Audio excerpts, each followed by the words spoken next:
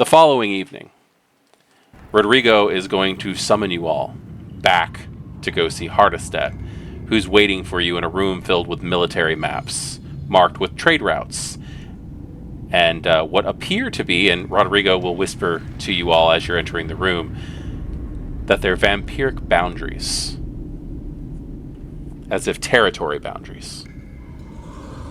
So it's just you and Hardestet in a room, but this time no one's bound. No one's being treated as a prisoner in any fashion. How do you enter? I enter the room and bow to Hardestet respectfully and wait for him to make a gesture of some sort. I shall do the same, but she'll curtsy. She's definitely looking at the map, but just trying to work out from the shapes on the map where this is. Because she can't read. It seems to be, from what you can tell with the mountains and the forest, which are all, like, identified with little tiny wooden carvings. It does seem to be vaguely familiar. If you would like, we can go ahead and see. I love utilizing Streetwise for what it's not meant to be used for. If you'd like to, if anybody would like to roll a Wits plus Streetwise to see if they can recognize what they're looking at. Would intelligence survival suffice? Knowing landmarks and... I'll allow that. I'll allow that. Intelligence plus survival is also adequate. I got 4. I'm seeing that. Just 2. Okay. 1. I would go ahead and say that it's very easy for Desmond to tell what is happening here, like what these boundaries might represent. If you can, obviously you don't know what all the clans are, what the clan symbols or the banners or anything like that means that are on the little figurines, but you can definitely tell that some people, like, you can tell which clans have the most, even if you can't identify what the clans are. Okay. As for Andrus, you can definitely tell what he's doing, but who owns what is where. There's so much information on here that you're not prepared to absorb. Gotcha. Aisha, when you look at the map, you can tell that you are just smack dab in the center of some old world Carpathian rivalry. You can tell that there is outright war plans on some of these, on some of the notes that are around, and also there seems to be a tracking of movement on the maps as well. Without looking up, Hardestet bent over this map, moving figurines, making little notes on a little scrap of parchment that he has on the side. You're puny. You're immature and you're naive. However, there is little we can do about those most unattractive qualities. I shall therefore aid you immeasurably in your hunt for the conspirators. Now listen closely, because I become choleric when I am forced to repeat myself. Claudius and his conspiracy of Isaac meet at any number of places, and he uses a little dagger to point out different spots that seem to indicate where your sires and their coterie meet. They huddle together to plot their schemes, like scofflaws and vagabonds they are. They think they're safe in their little havens because they're so adept at scurrying away like rats when their betters come calling. Yet like rats, and he looks up at you and gives you a smile, this massive human being, they seldom fear their own. He stops for a second and reaches over towards the side of the table with the maps on it, picks up a silver goblet, takes a big glug out of it. There's a little bit of a red dribble going down his chin. Therefore, you shall present yourself to the anathema at the Inn of the Red Lion. And he stabs the map where there's a little tiny inn marked. My sources say that they often cower after being routed out of their comfortable nests. Do not attempt, and he points the knives at you as if he's lecturing. Do not attempt a frontal assault, for you have no hope of destroying them. Instead, sue for peace. Present yourself to them and beg that they take you back. Tell the vile traitors that you escaped from my clutches by overcoming Rodrigo. And he gestures off to Rodrigo, who suddenly looks incredibly nervous, standing at the door. Bring him with you as proof, and say that he is dominated by you.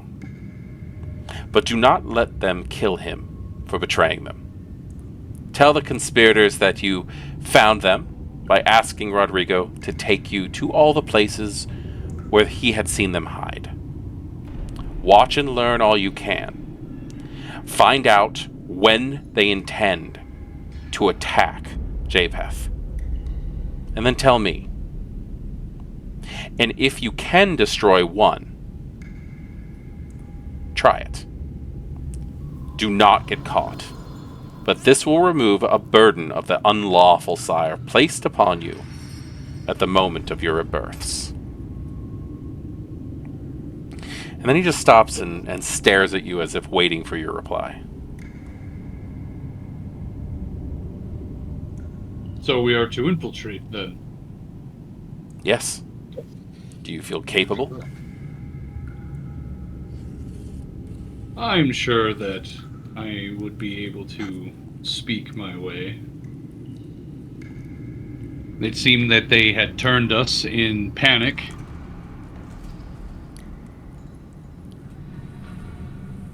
They might be more disposed to allowing us back in.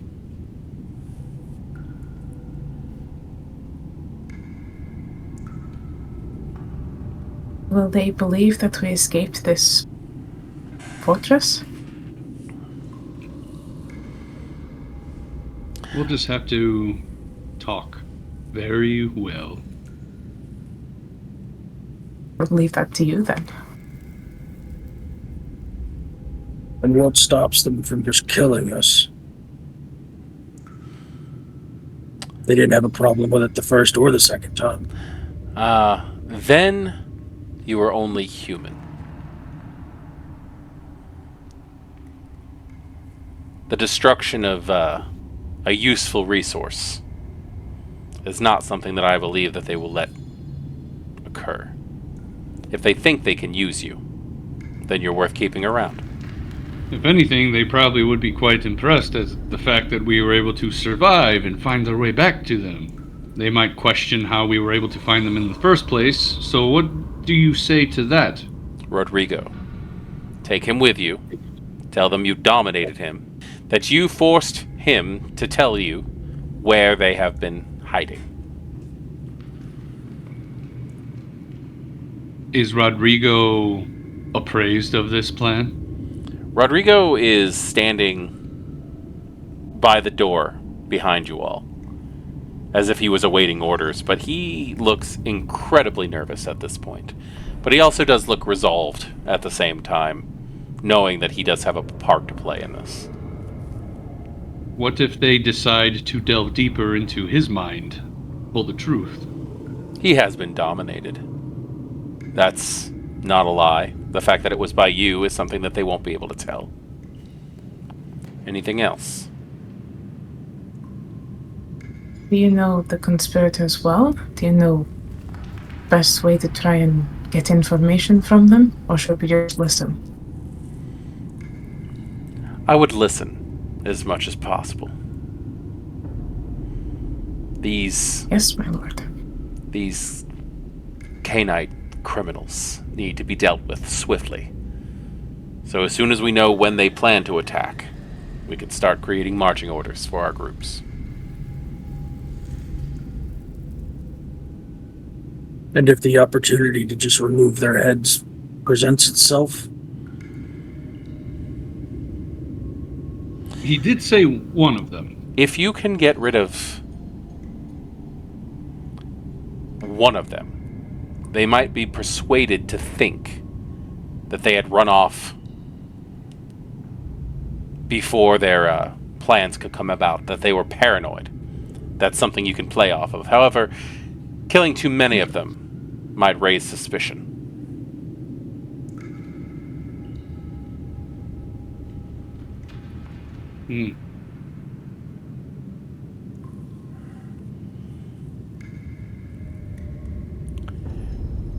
As you're all standing there having this conversation with him, there's going to be a swift rapping on the open door, and behind you, at the door, stands Raphael, the man who was introduced to you as one of Hardestad's companions.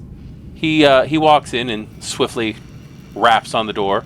Hardestad places his hand against his head as if he has a headache and leans heavily over the maps. I had something to add, if you don't mind. And he looks around at you all for approval, not Hardestad. Have we seen him before? We haven't seen him yet, have we? Raphael, he came in to the room when you were being interrogated. You had seen him, but you haven't really had that much of an interaction with him. He did spend a good amount of time admiring both Aisha and Andres while the interrogation was happening. I just gesture my hand out like, go ahead, please. He places an almost loving hand on Rodrigo's shoulder, and he said, "Deliver these serpents' children to the anathema, unto the bosom of their own family. But before that happens, we need you to understand something." And this is something that Devine has probably heard him say multiple times while she's here. I need you all to understand that although we are well known by the kind, the humans, to exist, we're trying something. Now is the start of a brand new age. I need you all to understand this. And Hardestad is just leaning against the table like, Jesus fucking Christ, does this guy ever shut up? We're calling it the Masquerade. Do not reveal your true natures to the humans. That is all. Just try to keep the concept of Cainites, of vampires, out of the mind of any humans that you happen to run into. Most of us, most elders of this time, are now trying this one because humans' lives are short. We outlive them by quite a lot. And there's a good chance that we could just be forgotten. But, that being said, I do want to point out that humans fear what they don't understand. And they will now fear you. Priests who are supposed to be the embodiment of Christian love and charity will spit on you. They will consign you to the very fires of hell merely for existing. And even if you were the noblest of soul since our Savior, they would destroy you, even as the Romans destroyed him. So take care, younglings. If it was only your lives, your survival that hung in the balance, then I'm certain that Hardestat would not care if you flaunted your natures. However, it is the survival of all of the Kindred that depend on you. We all must uphold the Masquerade, lest we fall to the fires of the Inquisition. No Kindred, not even the Anathema, will applaud you for bringing the Inquisition down on them. Is that understood? And how exactly do you expect me to walk anywhere? Oh, we'll make sure you're all bundled up nicely, Desmond. Don't worry about that. Now, just be careful. I do believe that the individuals who run the Lion Inn, is that it? And Hardestat just nods his head. I do believe that they are all under the control of Claudius Giovanni anyway, so it shouldn't be that big of a deal. But it is a bit of a journey, so just keep the Masquerade in mind. I would take it as a personal favor.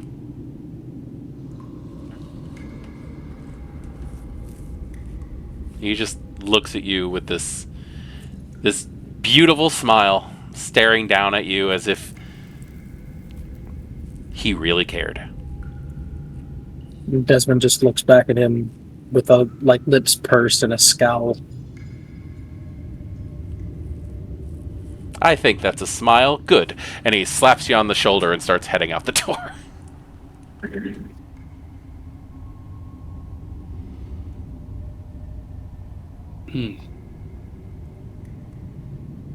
Well, that just made things more difficult. How are we supposed to fight a war? We're hounds, dogs after all. If we can't do it effectively and efficiently. Well, what stops you from doing things efficiently? Going where I please, how I please. I'm supposed to hide. Hardestat walks around the table. Gets right in front of Desmond. I understand that you're young. Soon you'll grow into your teeth and your disciplines, and you'll be able to appear as a human. But until then, you're going to have to be smart. You're going to have to learn to use the gifts that you have. Now, one last thing. And he looks over everybody's shoulders out the door. There's another room across the hall where you can see the rest of his coterie who are all discussing something. There's some laughter, there's some disagreements being shouted back and forth. Raphael has gone in there to explain that he's explained the Masquerade to you. And Hardestat looks back down at you. If you have the way to destroy one of them, there is one who could very well be a thorn in everyone's side. None of them are anything that we'd want to keep around, mind you. But this one causes the most trouble for everyone, including your existence. There's a woman, Lady Jedvega. That one. If you have a chance to kill any of them, let it be her.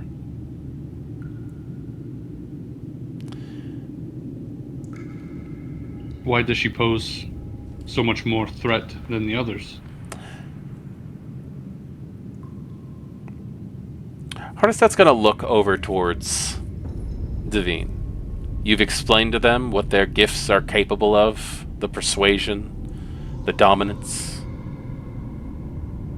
We've been breaching the beginning of it, but yes. And he'll look back down at all of you. And it's so strange because he actually does have to look down. He's such a imposing physical figure. Her abilities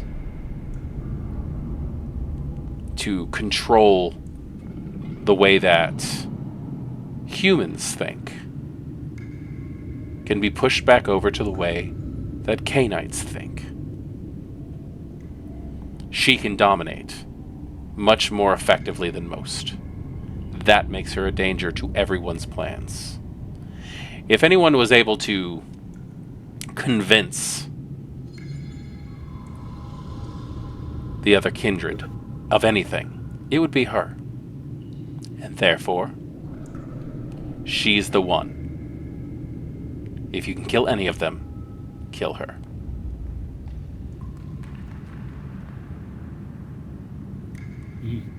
We know which clan she hails from? May we know which clan she hails from? She's a Ventru. Okay, Lady Yadriga, I will remember that. Good.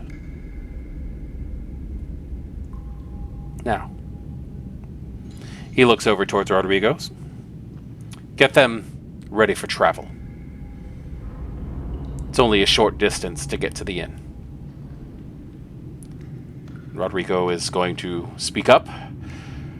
Okay, well met.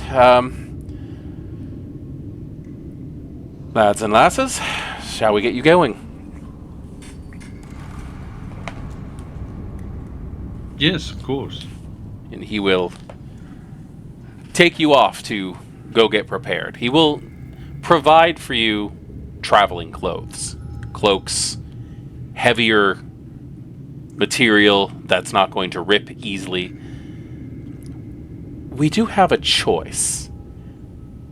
It is much safer to take one of the carriages, but we could very well just go on horseback, and I will leave that up to you. Is there any way that we can have a carriage and then perhaps have 2 extra horses to travel with it? I believe that can be arranged. That way, if there's need be, we have what looks like perhaps guards, or something of that matter, to make it look like it's not such an easy target. It's very quick smarting. Yes, I think we can definitely arrange this. I'll let you know when the carriage is ready, and he's going to leave you all on your own. Which is around the time that everybody is going to hear Raphael, yet again, as he's rummaging through some crates and chests. And he's like, "What riches! Claudius Giovanni had good taste." And Have you seen his mansion? I've seen the ash pile that was his mansion. Oh, that's a shame they burned everything. He's actually holding up a breastplate that was made by Desmond. Oh, look at that. He's rummaging through your trunk. Desmond immediately moves over to it. Raphael is just going on and on about the workmanship, the craftsmanship, and how beautiful it is. And it's a pity that if Giovanni's servants were caught in the fire, that this wouldn't be made again.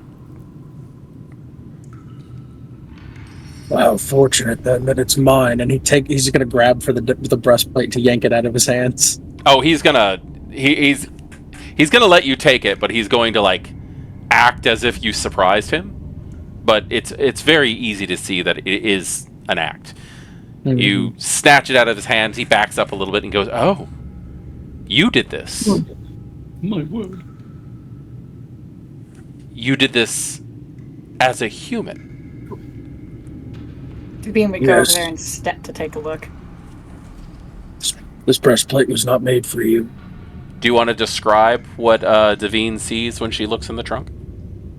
Yeah. She sees There is a collection of it's all very finely placed and organized. In the right hand side of the trunk, you can see it's all wooden. It's all like hand carved, like basically like grooves in the wood that perfectly fit the tools that he has placed in there. You see hammers and chisels and various like just tools that you would find like in your standard forge. There's like a portable belt like underneath that tray that kind of sits at the top. You can see the handles of the portable bellow that sits underneath it. And in the left hand, it's kind of like 1/3 of the trunk is where the tools sits on like a little wooden hand carved tray, where underneath it's the portable bellows. And then on the left hand side, you can see all placed and arranged is the disconnected pieces of a set of armor. Each piece kind of painstakingly undone and folded in on itself to set and travel carefully, wrapped in cloth and hold it in place. The disconnected pieces of a helmet with a faceplate, and then the breastplate itself, as well as the gauntlets and various little pieces of metal that kind of all make the full set of armor. And then sitting kind of along the inside wall of the chest is a sheath or the scabbard and belt with a longsword in it, and I would say probably 4 smaller little sheaths with handcrafted daggers in each of them as well.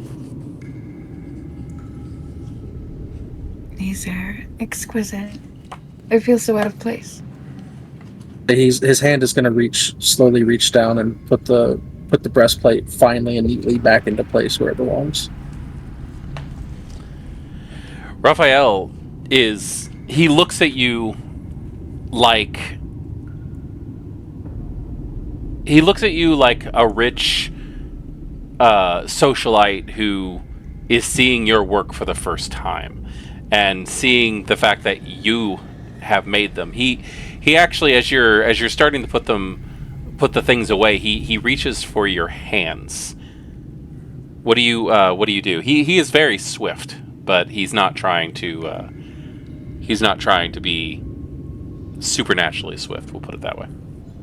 He will immediately kind of yank his hand back. I don't like to be touched. I understand, and I apologize. These are amazing and beautiful. Do you think that you might still be able to create things like this now?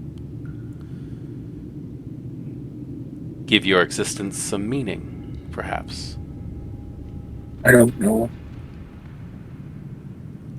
The Nosferatu are known for grand strength.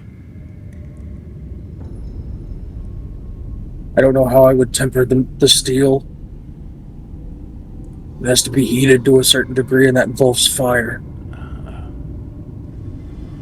Well, I think that might be something we may be able to work around. There's cold forging. Most of those items are small or crude. But with your inhuman strength, what you could accomplish, like Hephaestus, banished from Olympus, still creating his goods for the gods.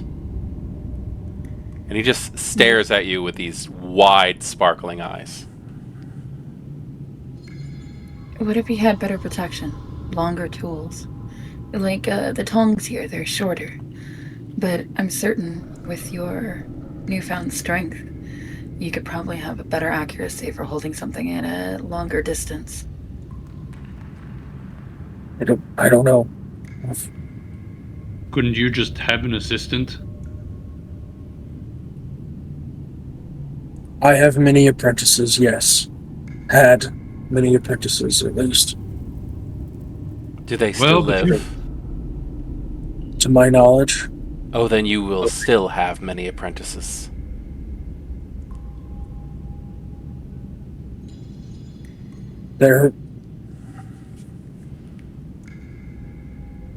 They are not.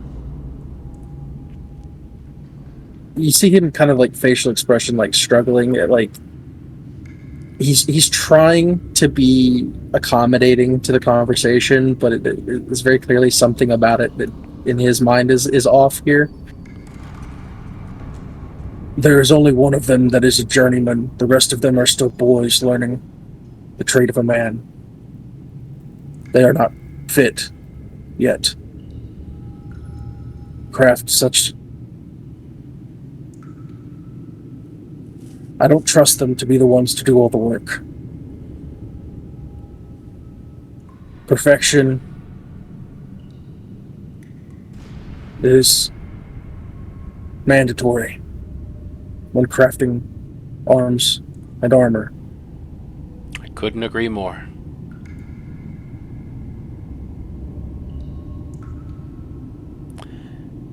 Raphael is going to look up towards Devine. Protect this one, especially. Yeah, my word. And with a overt crack of his long flowing cape that he's wearing, he's going to leave the room. Desmond has got his hands kind of on the edges of the trunk, just feeling like running his hands over the tools and just everything.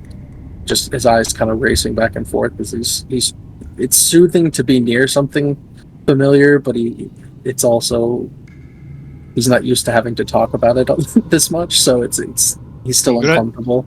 Congratulations, Desmond. You have been promoted from minor asset to cherished valuable. To artist. It's a totally different thing for a Toreador. You see, we haven't lost everything. Not yet. I'm gonna have to relearn. It'll be alright. We'll figure something out. Several servants are going to walk into the room with traveling clothes for you all. They will attempt to try and dress you. Aisha will snatch the clothes out of their hands and just shoo them away. Yeah, they will accept that, but they will definitely accept that if you try to. I let them dress me. Okay. Yeah, Desmond just grunts and then just set them down, and then we'll even kind of do the shoulder puff out thing where you kind of jump at somebody to scare them off. He just doesn't want them to be around him touching him. The clothes that they bring you are very well made, but they're not overtly fancy.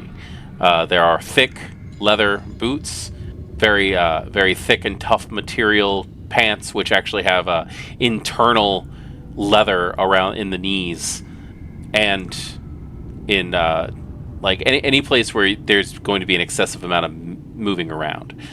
Thick woolen overjacket and also cloaks will be brought out for you as well. Devine would speak softly. Whose idea was this? For? They're supposed to be escaping and returning to their home, correct? Or returning to their sires? With better clothing, well taken care of? The servant that you're talking to just seems very nervous about this. Hold on. I have some connections. I am a merchant. I don't think it's too much of a stretch for us to acquire some higher quality garments. I apologize. I didn't know your backgrounds. Oh, all is forgiven. I could have just stolen them. Wouldn't be difficult. It's true. Yeah, that's true, yeah. Plenty of pockets to steal.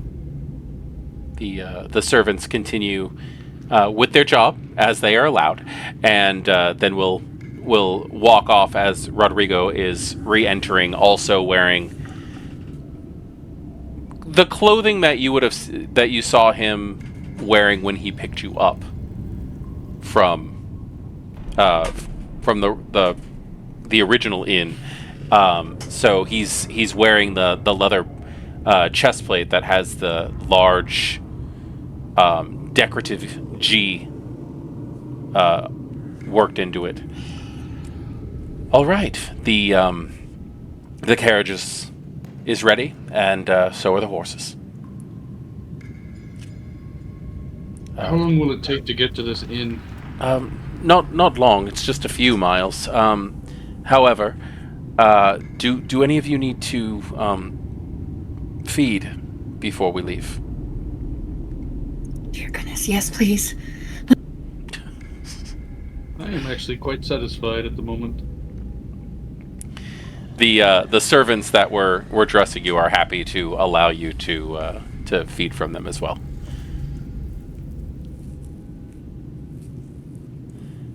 Ash will look over the ones that she shooed away and just pick one, point at them, and just usher them over here. And yeah, she'll feed. While they're doing that. No, sorry, go ahead. No, go ahead. I was just say Desmond is running his hands through the wooden trunk and is pulling out the daggers, and he sticks one of them down in his boot. One of them, he realizing now that his clothes are no longer fitting him the way they did before, he is going to tighten the thick leather belt around his waist and put one of them in between that belt. And then he's going to grab the long sword and the other two daggers, and he's just gonna gesture to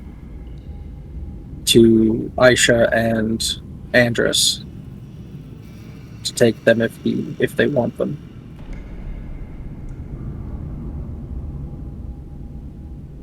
Thank you. These are beautiful. And she'll take one. They're sharp, so be careful. I quite like this one. He grabs the longsword? No, the longsword he takes. Oh, okay. I'll Yeah. grab the other dagger. This is the sister blade to the one that got broken half by Violetta. Ah. If you were to use your strength to forge a new blade, would you be able to make one strong enough to withstand such strength? Don't know. Probably. I imagine it'd be quite the gift to see the look in her eyes if she tried to do it again.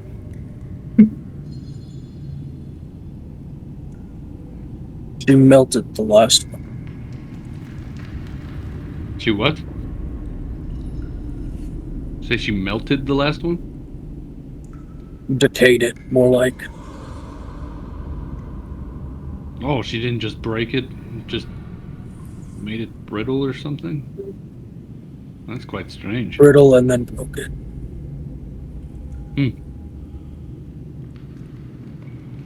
I won't give her a chance to make this one brittle. Well, your instincts were right on the money when you didn't want her to touch you, that's for sure. I don't like to be touched. Not even by the hand of a good woman? Why? At one point, there was one. She was the only one. Oh, I see. My apologies. I did not mean to bring up any sorrowful memories. None more sorrowful than what we've been through in the last few days. Oh, come now, Desmond. We can't wallow in regret and anger too long. I'm not. All right. I was just simply saying there's no need to apologize. Very well.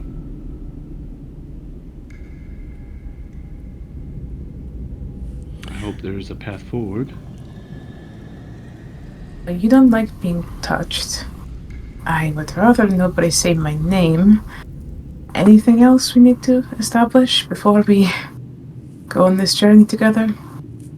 I would prefer no one lick my hands. That I can promise that I won't do.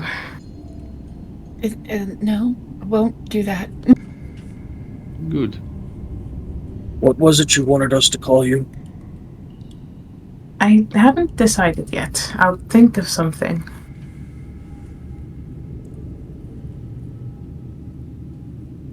Devine would go over and feed. She'd ask permission first. Oh, yeah, with Devine being here, Desmond would take the dagger from his belt and offer it to you. Here, I'll trade you. The craftsmanship isn't as fine, but it's all I have. So she would take the only dagger that she has, and Spanish descent, and go and exchange it for the one that he has. You don't have to trade. No, Two blades are better than one. but if you can make the metal better, or if you can make the blade better,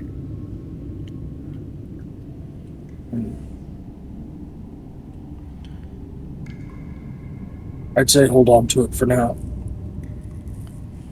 thank you. I will. Rodrigo clears his throat and shall we be on our way?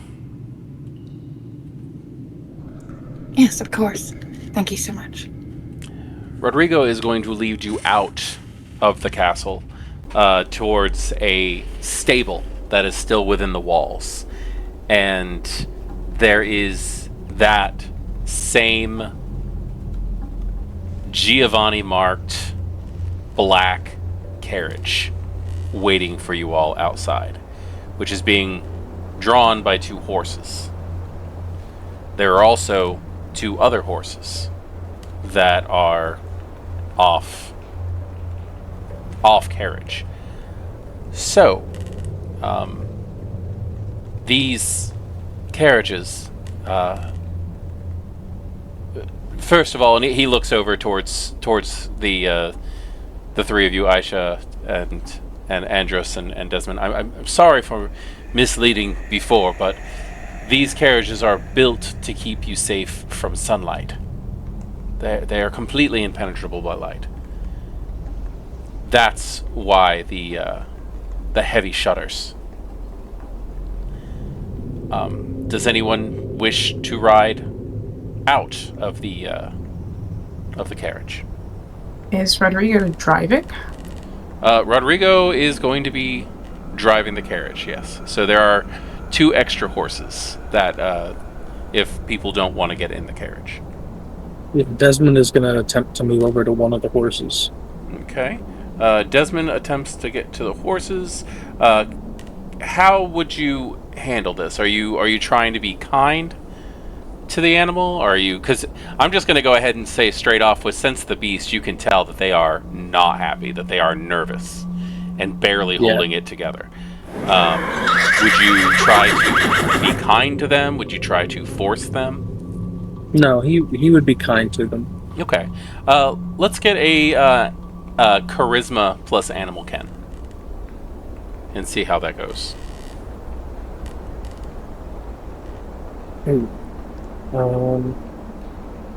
Just 1 success, unfortunately. If that's not enough, that's a bestial failure. Let's see. Rush up and help. Start with the clicking of her tongue or something like that. You can by all means do that. It'll be one dice that you can roll and add to his, though. Copy that. Okay, would have made it 2 successes. Okay, so I do believe that's enough. The horse is going to be a little nervous at first, but also I want to point out that it doesn't seem to be judging you. It doesn't seem to be afraid of your appearance.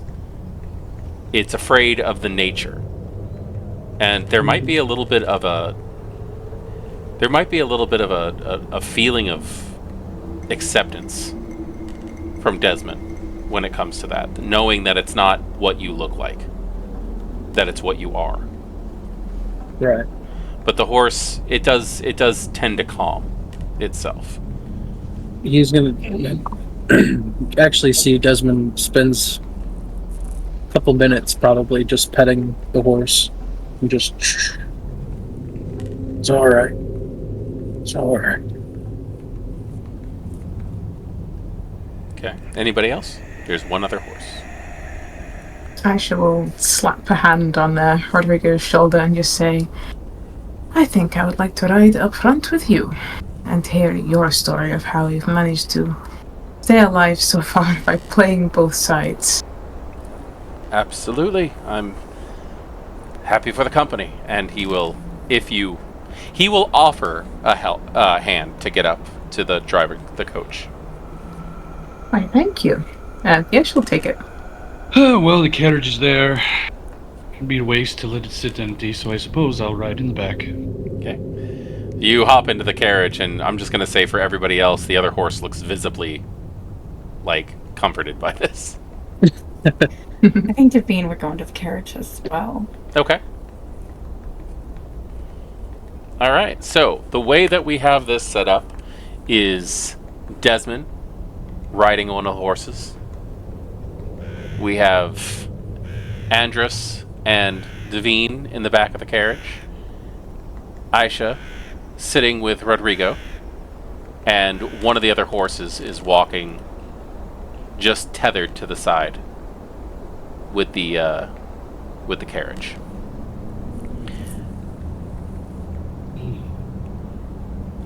In the since this is Devine's first time probably in this carriage, the side of the carriage over the door is marked with the stylized Victorian style Giovanni symbol, the G.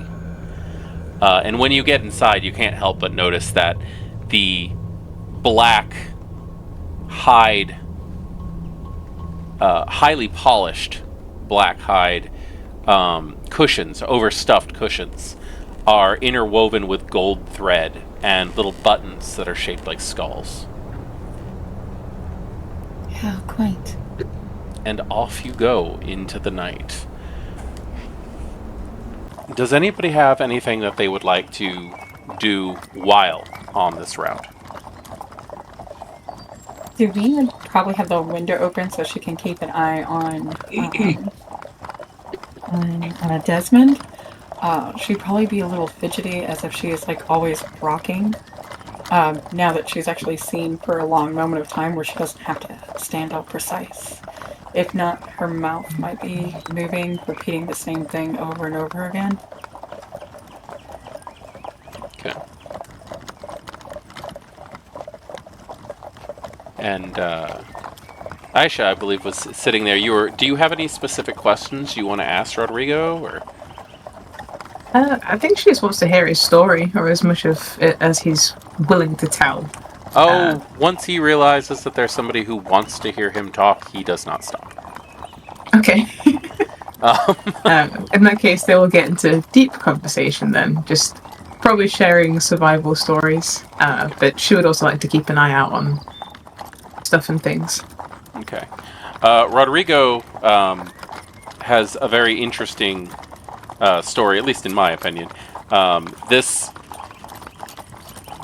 not quite noble, not quite peasant.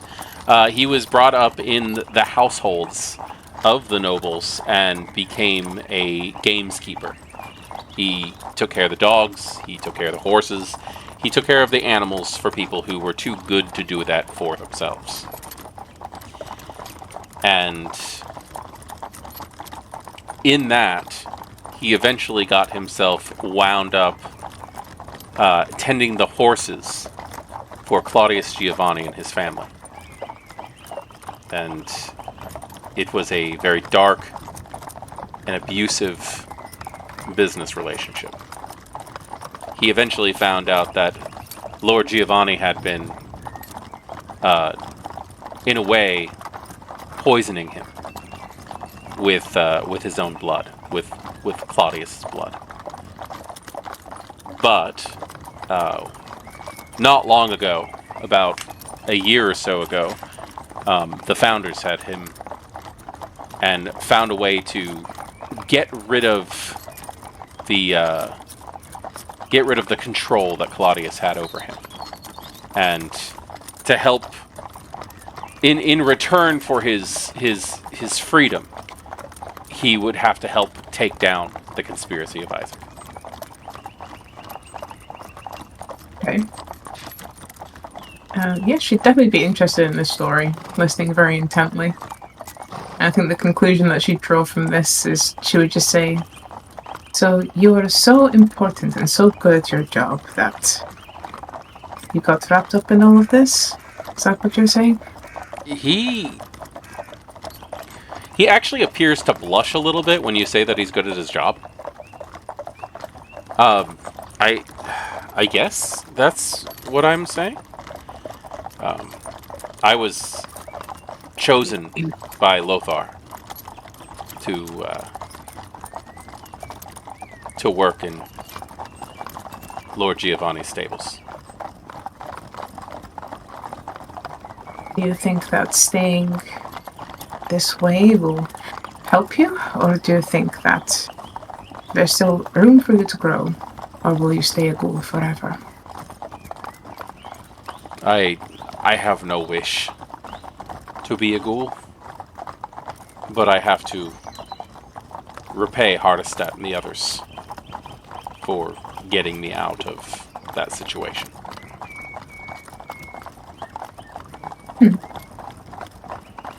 Yeah, she just sits back and ponders that. He does seem very duty-bound. That could also, from what you've seen around the Hardestat's castle over the last couple of days, it could very well just be the blood forcing him into that position, though. Okay. So, as you're talking, Rodrigo stops and quickly halts the carriage. Could I actually get a let's see, can I get a composure athletics roll from both Devine and Andres? Okay, Devine is absolutely fine. Okay, and so is Andres. Okay, you're going to be a little jostled as the carriage comes to like a sudden stop and kind of flings you around a little bit, but you're going to be fine. As far as Devine is concerned, this kind of treatment of the people in the cart would most likely have Rodrigo receive a lashing or two. But yeah, just in the middle of you guys talking, for Rodrigo and Aisha, he catches sight of something that he had not noticed before because he was lost in the conversation, and pulls the reins really hard. The horses come to a screeching halt. Desmond, how do you react to Rodrigo stopping so suddenly? I think during the journey, Desmond has been primarily trying to get a understanding where he is, but also keeping an eye out for threats. It is the nature of the time period. Okay.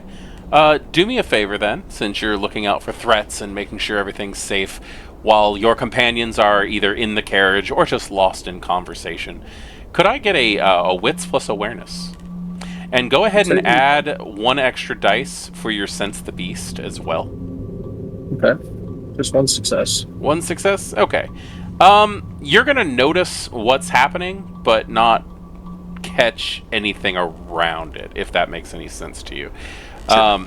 What Rodrigo stopped the carriage for so suddenly is that there seems to be a tree that has fallen in front of the road.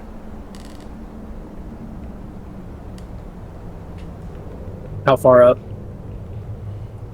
Maybe 3 or 4 yards. Oh wow, so really sudden. Yeah, sudden. Just like, oh god, like I should have seen this. I was not paying attention. Desmond will ride up to the left-hand side of the carriage. Step down from the horse and hand his reins up to Rodrigo. Okay, yeah, he'll take them. And then I'll move over to, like, how big of a tree are we talking? Like one that he could like heave up on his shoulder and like push off the road, or If you're still thinking with your human mind, and we're gonna put it that way, if you're still thinking with your human mind, it might take 2 people to like heft this thing out of the road. and he's gonna just move over to one side of it. Okay. Like kind of look. He's gonna look around. First of all, like Yeah. what did this fall naturally? That's kind of what he's looking at. Like, did this fall naturally, or has this been cut down? Intelligence awareness?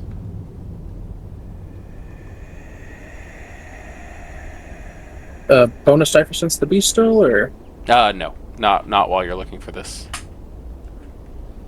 2 successes? 2 successes. This thing was chopped.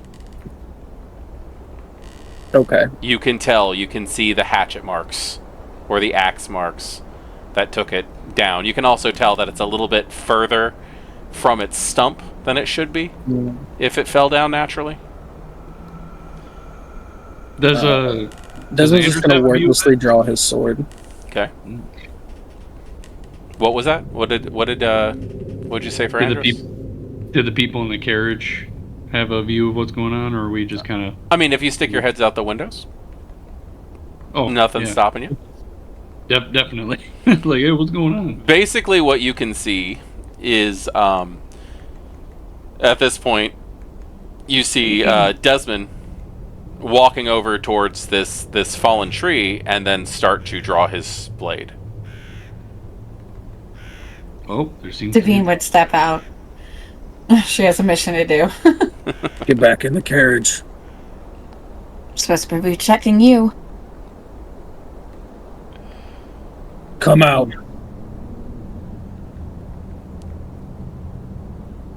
Six men leap from the woods, brandishing blades, and one of them yells, "Stand and deliver," and start charging towards the carriage. Desmond's gonna move Oh, into some position to deal with this. What is your Like intention? There's 6 of them. What is their kind of like formation around the carriage? They have Are they, surrounded like, the carriage. So are they like, it's like, imagining this, are there 3 on one side, 3 on the other side, and Desmond's kind of like in the middle of the road in front of the carriage? Let's just go ahead and say 2 of them are past the tree towards the front of the carriage. 2 of them are behind the carriage. And then there's 1 on each side of the carriage. By this time, Rodrigo has already like leapt to his feet and grabbed a short-handled axe that he has tucked neatly under some tarps on the roof of the carriage. Okay. Desmond is going to go toward the ones that are closest to the door of the carriage. Okay. So leaving the 2 behind you? They're on the other side of the tree, right? Yes. Yeah. He's going to go to the ones closest to the carriage first. Okay. Devine is going to activate her awe. Okay. You're deactivating your awe. What are Aisha and Andros doing?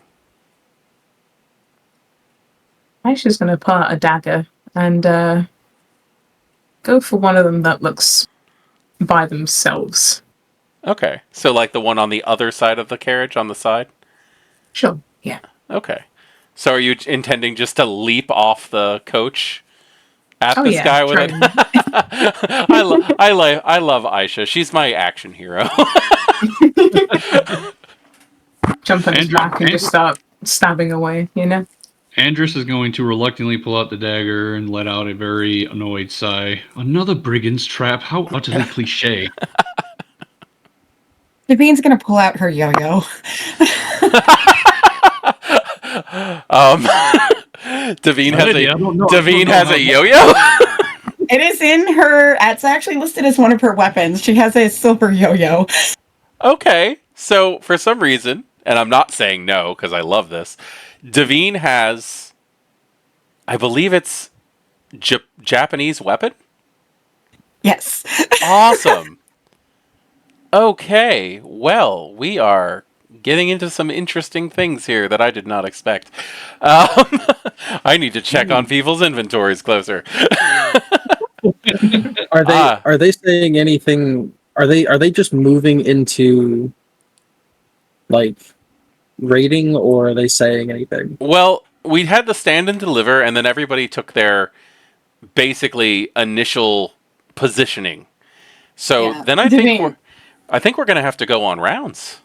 Yeah, as an actual be combat. rousing. What? Real quick, what do they look like? Can we get a description on them, or is it everything moving too fast? Well, it's very dark. First off, but they're wearing like leather cloaks and things like that. They're dressed for stealth. Yeah. Okay. I keep forgetting it's nighttime and it's very dark because we're in the Middle Ages. Yeah. So composure and awareness is going to be our initiatives. So who has the highest? It ain't me. I have 5 total. 5 total? Let's see. I also have 5 total. I'm at the bottom of this list. I highly doubt that. I've got 2. Oh, okay. Well, we're going at the same time then. Oh my god, people. Okay. I'm sorry. You tell me Desmond doesn't have a wanting composure, please. Okay. So the way that this is going to work then, since Desmond and actually, just tell me what you all are attempting to do, and we'll roll and see how it goes. Andrus will look at the closest one to him and try to instill his new compelling powers to tell him to stop. Okay. So that will be your standard dominate test for compel. Let me just double check. Compel is going to be your, let's see, your charisma plus your dominate. Yay! All right. So how? What is? Who else wants to go? Who's doing what? I know that's hard on Discord. Yeah, Desmond was originally going to move to block the door and just deal with them as they came up to him. Okay. But seeing everyone else jumping into action, I guess he just move up to the closest ones. Okay. I would say that the one that you're heading towards on the side is the one that is the same one that that Andrus is coming face to face with. Okay. So what are you doing to him as Andrus is telling him to stop? Grab him by the throat. Okay. That is just going to be your strength plus brawl. Does your dominate add anything to that? Lethal body, it just does aggravated damage to humans. So correct.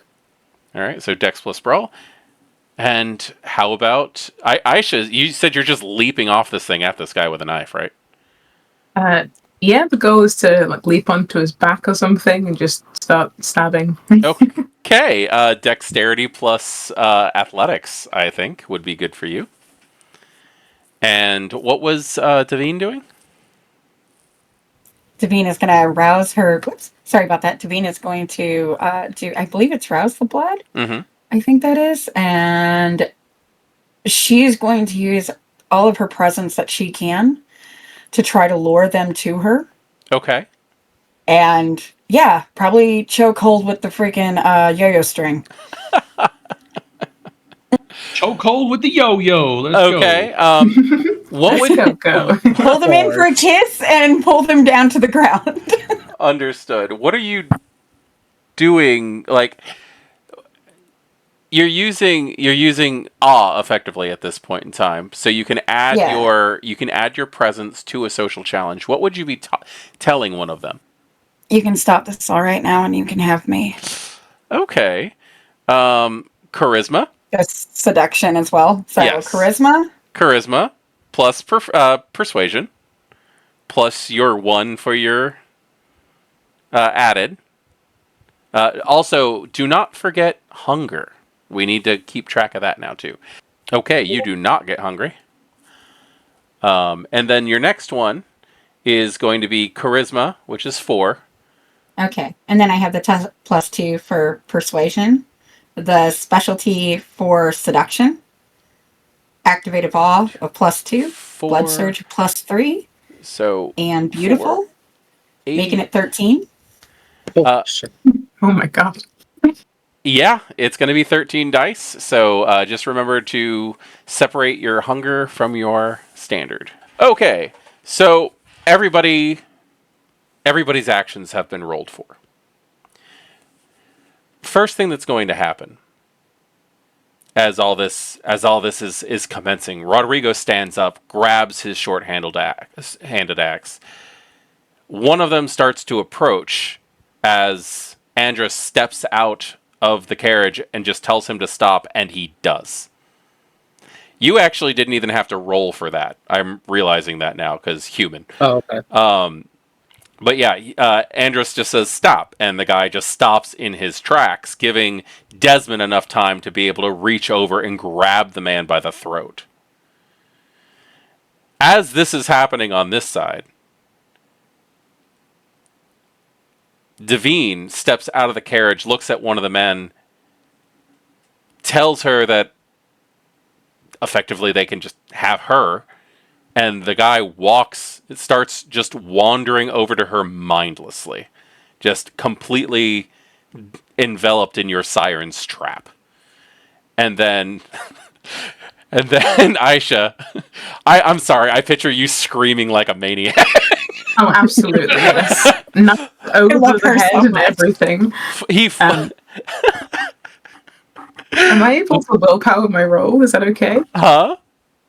Can I willpower my roll? Is that all right? Absolutely. Absolutely, if you Okay. want to do that.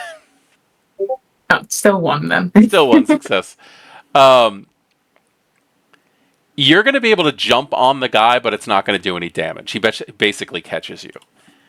Okay. On that, I'm going to roll 1 for Rodrigo. CB. Save the horses. Right?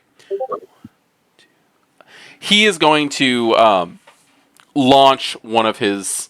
Or he's going to launch his axe at one of the men on the other side of the tree, and it's just barely going to miss him. Great, now you're weaponless.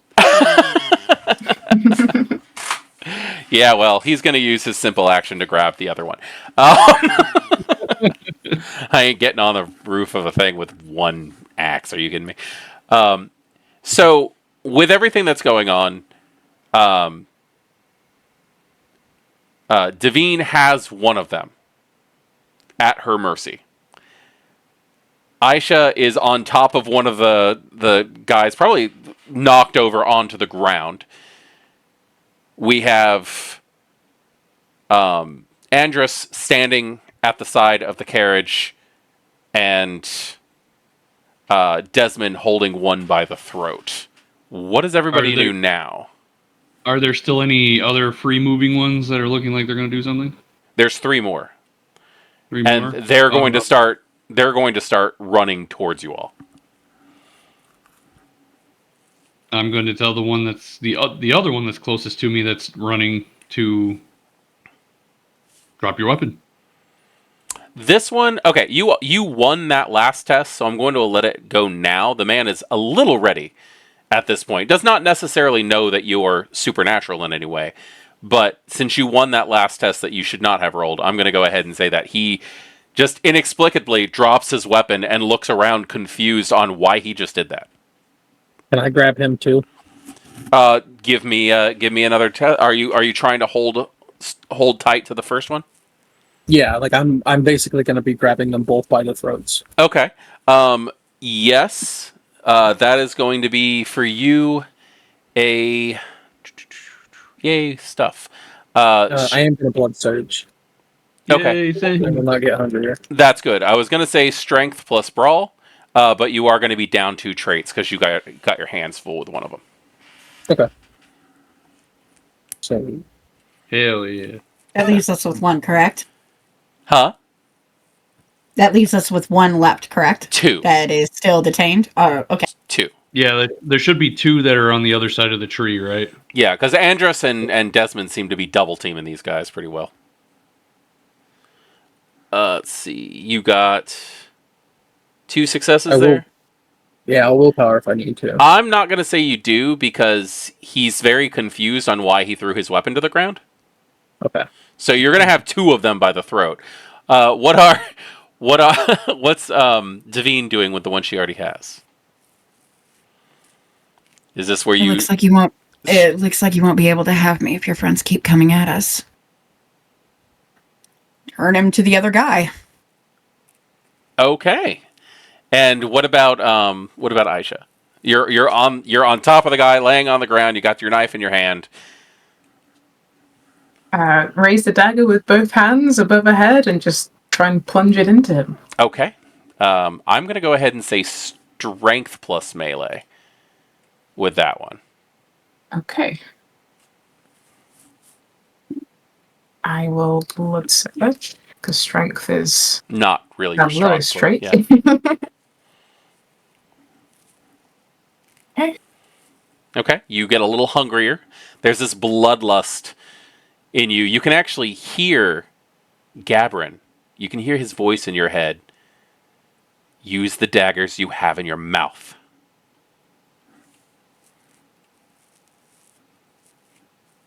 Maybe I'll try that next time. 3 successes. That man is prone. Where exactly would you like to shove your dagger? In the neck, please. Okay. All right. So this next round, the way that it happens to go, let me give Rodrigo his roll real quick.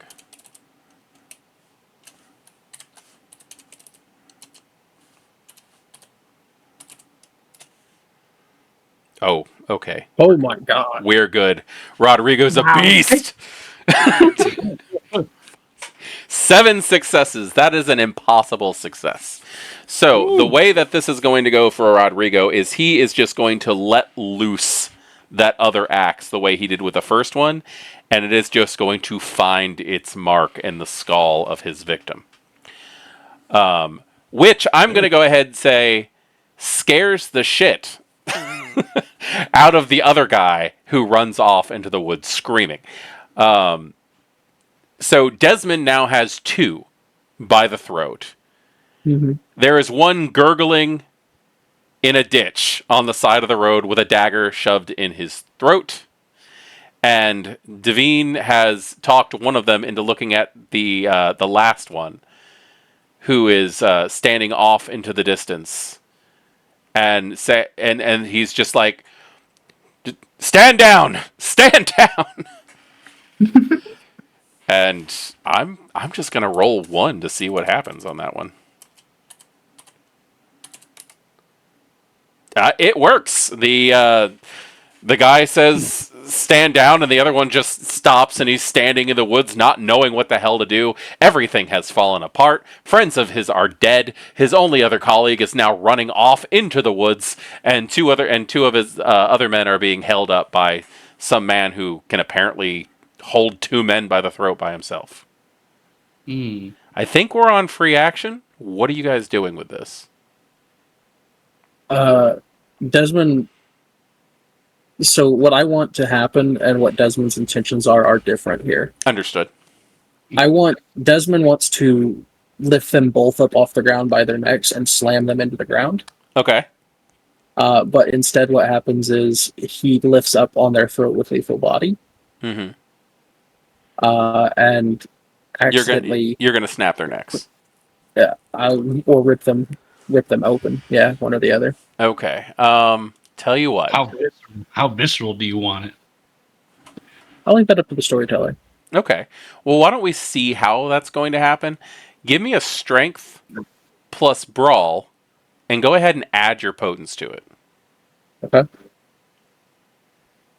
Oh boy. I do Is that that every gonna be once good? in a while. I let people add points of their disciplines into things, even when you're not supposed to. I accidentally almost typed in 67 D10. I'm like, that's No, not That's Well, you know, amazing. Desmond's Very not impressive. that strong. That's the way potence used to work, you know. right. Yeah. That's 2 successes. Uh-huh. One for each of you. So Yeah. the way that I the see rolls this, tonight are awful. the way that I see this happening is, and I'm sorry to say this to Silent, but the way that I see this happening is Desmond's original intent. I see you lifting them up both off the ground and just slamming them down onto the ground. Okay. Knocking them both unconscious in the process. Okay. How about Davine? You have Davine one. is gonna. Yeah. Davine is gonna walk up to the two gentlemen and look to see if they have anything that's all the same. Like if they're all of like a certain clan or a certain type of house or a certain, just like a brief Heraldry. examination of them. They are wearing very well made but old clothing. They're a little threadbare. They don't seem to be wearing any signets of any kind. They're dirty. They look like they've been on the road for some time. Empty all your pockets, everything that you have onto the ground. Now. Yep, Andrus was just about to rummage through all of their stuff. Okay. I want to give a little bit of knowledge to Davine. You're not too far from like a town where you could possibly take them to the local sheriff. Pretty much anything you want to do is up to you at this point, but you could have authorities work on these guys. You could have a meal.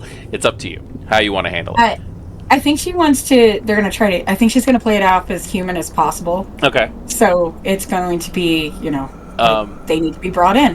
The 2 men that you have who emptied their pockets, they're going to have a couple of knives on them. They did have a sword. The knives that they drop are more utility than anything else. In their pockets. I'm going to go ahead and say that one of them has a Tell has me a one small got a letter. a letter. Yeah, from Skyrim with the black hand on it. Let's see. One of them has a small coin purse with just 4 coins in it. Aside from that, they don't really seem to have anything on them. Common brigands, it seems. Unfortunate. Or they're starving. I'm going to just say, by the looks of them, they don't look starving. Yeah, brigand's a brigand. Whether one's a starving brigand doesn't make any difference. Is there still one of them who's not been dealt with? The one that ran away? One ran off into the woods.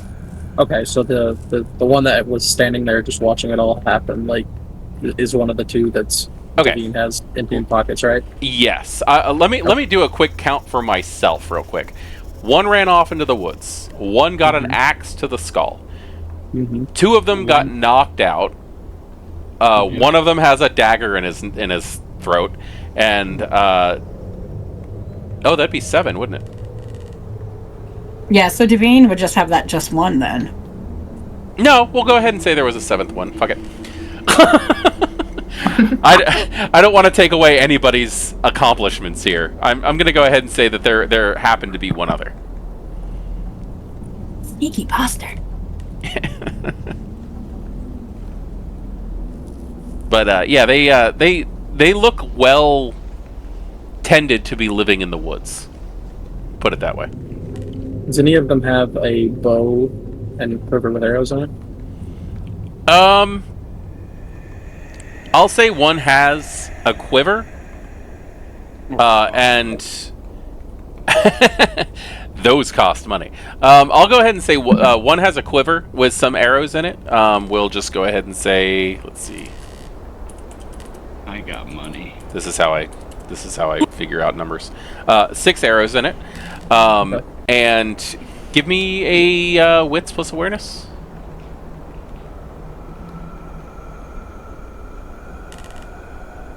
Beep boop. Oh, look at 4. that! Look at that shit. You don't even have to like look far.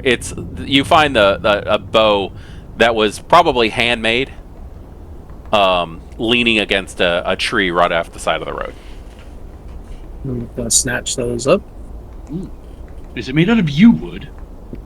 Good stuff. It's actually a fairly nice bow, but it does look homemade. A huntsman, perhaps. Sabine would give the 1 coin purse back to the person that had it and take the 2 daggers, and then she would remove the rope belt that she has and use it to tie their hands and attach them to the horse. Okay. They the two that are able to talk. What do you do with the ones that are knocked out? Are they just gonna stay there on the ground? Why don't we tie them all up to a tree and just leave them be? We have things to do, do we not? Bringing them in would give you good favor within the city.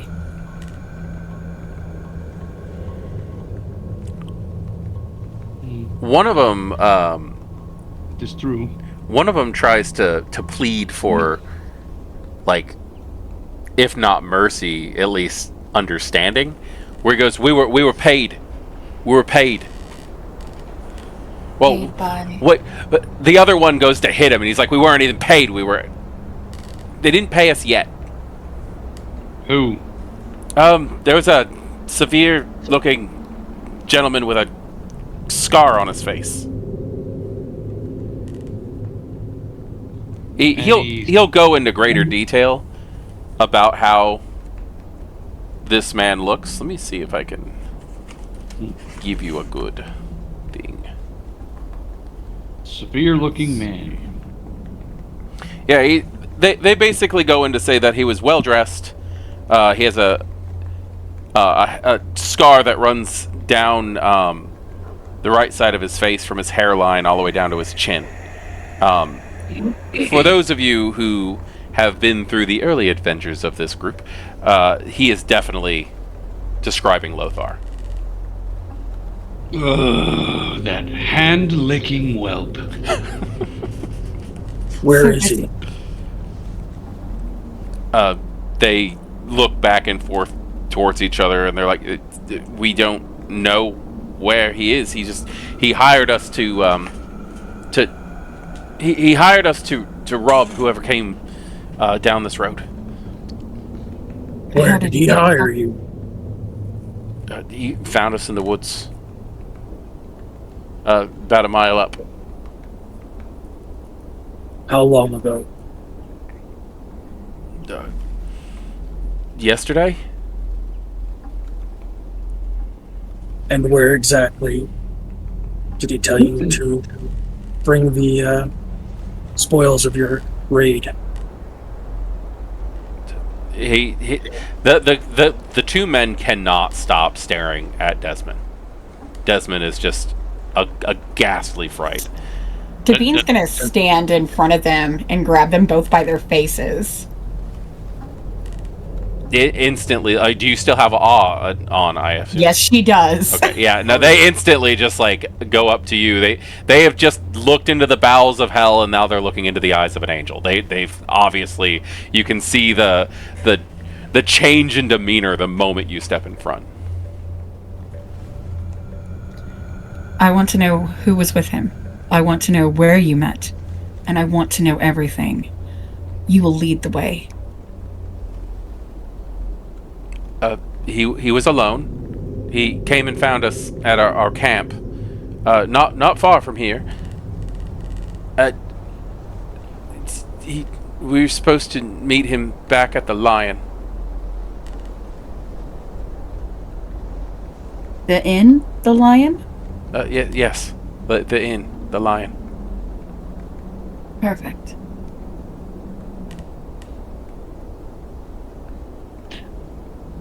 This poses a very big obstacle. It's not a big obstacle. We bring him his men. Lothar will directly oppose us trying to wiggle our way into the good graces of these conspirators. But you've bested Lothar's plan.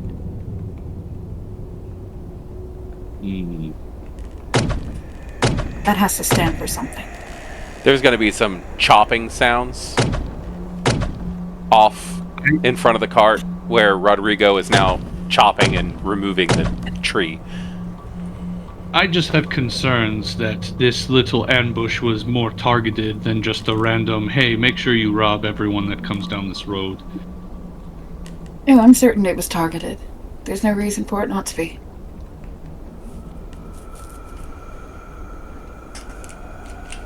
Which makes me feel that Lothar may know more about what might be going on with us. Well, and what we might be doing. Okay, so you've already been turned, correct? They led you to the lambs to the slaughter. They wanted you to take the fall for them. So obviously they were going to send someone back. The only hitch in this whole story is me being in your party. And I'm still trying to figure out my part. Is anyone looking in Aisha's direction? No, Andrus is more or less just kind of like looking at the ground inquisitively, just trying to think of all the angles of this to make sure that... trying to, you know, put the pieces together. So he's distracted. Okay, if none of the humans are looking in her direction, she's just gonna take the knife out and start drinking the blood while all this useful conversation's going on. Well, he is not fighting back, so... Excellent. Actually, I'm going to roll a little bit of luck here. You might have come across a very rare situation, and I'm going to see what happens. Ooh, I'm okay. I'm going to roll one die. It's a 3. Okay. So, when you sink your fangs into him, or are you drinking from the knife wound? Like, how exactly are you going about this? Yeah, from the wound. Okay. There's obviously nothing there, but the blood is still warm, and it's still incredibly satisfying. And, yeah, it's definitely nourishing for you. Okay. She'll take a little bit, and then she will wipe her mouth with his clothes, and then walk around the other side of the carriage to join the others. Shit you can get away with in the Dark Ages and not the Modern Knights. Gotcha. Devine would look over to Desmond. Is there anything else that you wanted to ask them? No. But something that none of you have seemed to consider. It's wrong if we torment them. They've suffered enough. But worse than that is if we prey on innocent people in the village. Restrain them. Just cover their mouths.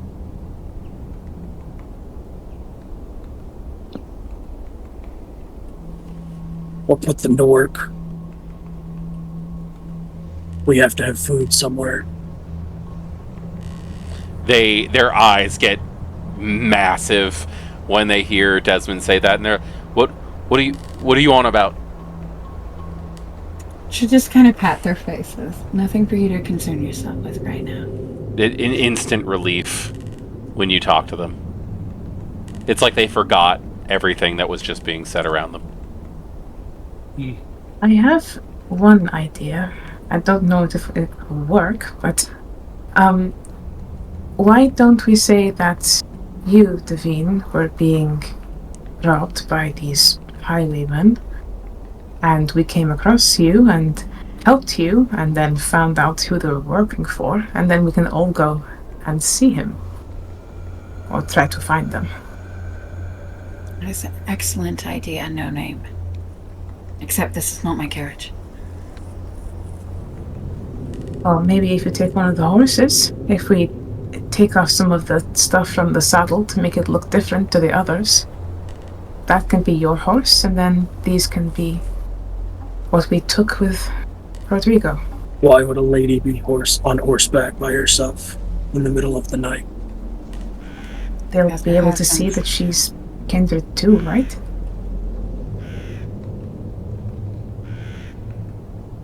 I escaped. We do have Rodrigo. He's supposed to be our ticket in, correct? I think it's better if Devine is one of the methods in how we escaped. All right. Yes, I don't think it'd be too hard to convince them that you were a part of this betrayal, escaping. It's the closest thing to the truth. I will do my best then to portray that.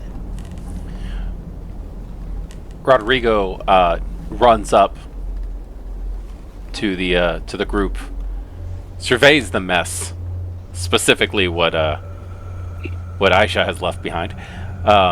Almost trips on it, but catches himself, and runs up to you. And the inn isn't that far up the road. I can see the lights from up ahead.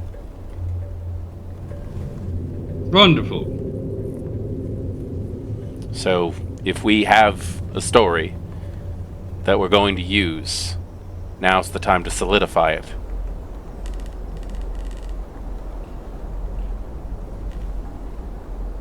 We escaped our Is this capture. list? We dominated you into telling us where they were. And these made for a nice meal.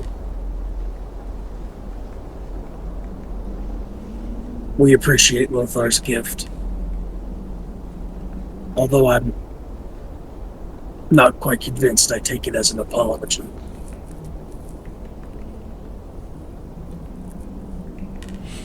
So you want to pay them. Mm-hmm.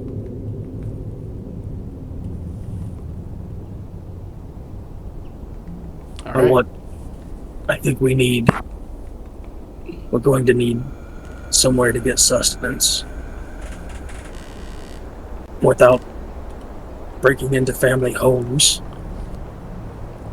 We'll just need somewhere to keep them quietly. Well, Yes, I can always stop at the local winery and pick up a few taps. Your Yeah, jokes Ro- will tire Rodrigo's very gonna- quickly. Rodrigo's gonna grimace at that one. You must find humor in the dark things. Or not. So you were all returning after escaping, correct? This is the story we're going with. You guys were returning after escaping.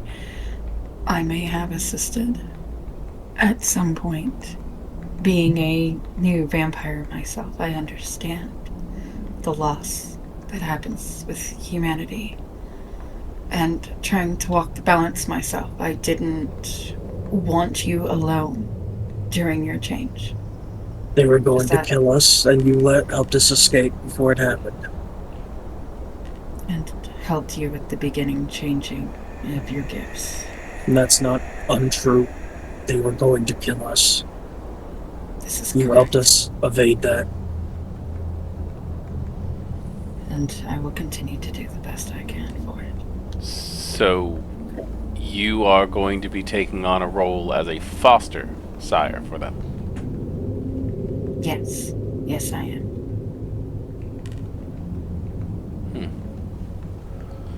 It could very well work.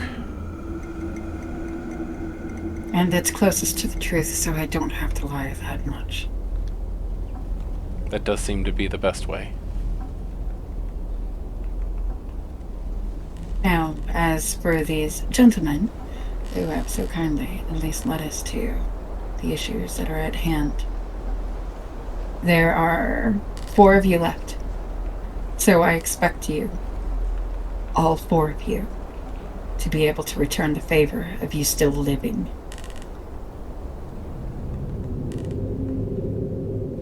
Desmond is going to start gathering rope. He is going to tie rope around the legs of the 2 that he knocked unconscious. Okay. And then tie those to his saddle to drag behind the horse. Oh, that's going to be so painful.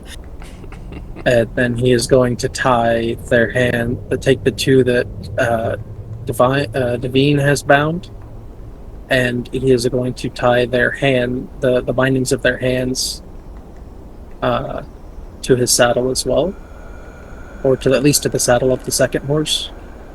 Yeah, that's what Devine had done. And have them pulled behind. Okay. So 2 of them, the conscious ones, are going to be walking alongside the horses. And 2 of them, the unconscious ones, are going to be dragged behind the horses. Is that what I'm getting? Yep. Okay. I don't see a problem with this. I shall drag the corpse of the one she killed off into the woods with great struggle, but she'll get there eventually.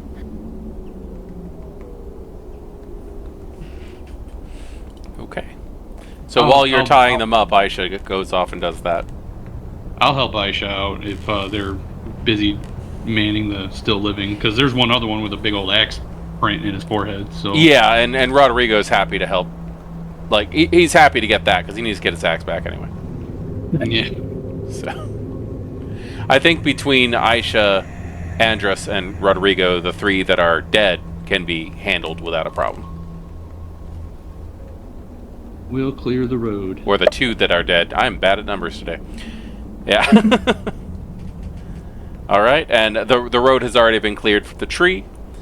And literally, when you are in the woods, you hiding the bodies, you can in fact see the lights and the smoke from the inn that's not far up the road. It's only about possibly a quarter of a mile up the road. Onward to the lion's den. Her constant song, she's just gonna hum it as she walks. As you get close, you do see a large sign that reads Inn of the Lion, established 1378. But when you look at it, it's more of a small mains than an inn. This place is massive with multiple smokestacks. There's also a vaguely unstable looking wooden barn that stands against the inn's western side. There are several stable hands that are listlessly working away as they go from the inn itself to the barn. Rodrigo suggests putting the horses to stable while we're here. Desmond's going to say to Rodrigo, should bind the mouths of the brigands. Leave them in the carriage bound, hands and feet bound. Rodrigo looks over from you to your companions, to the brigands, and nods in agreement. And he whispers towards you, I'll handle that.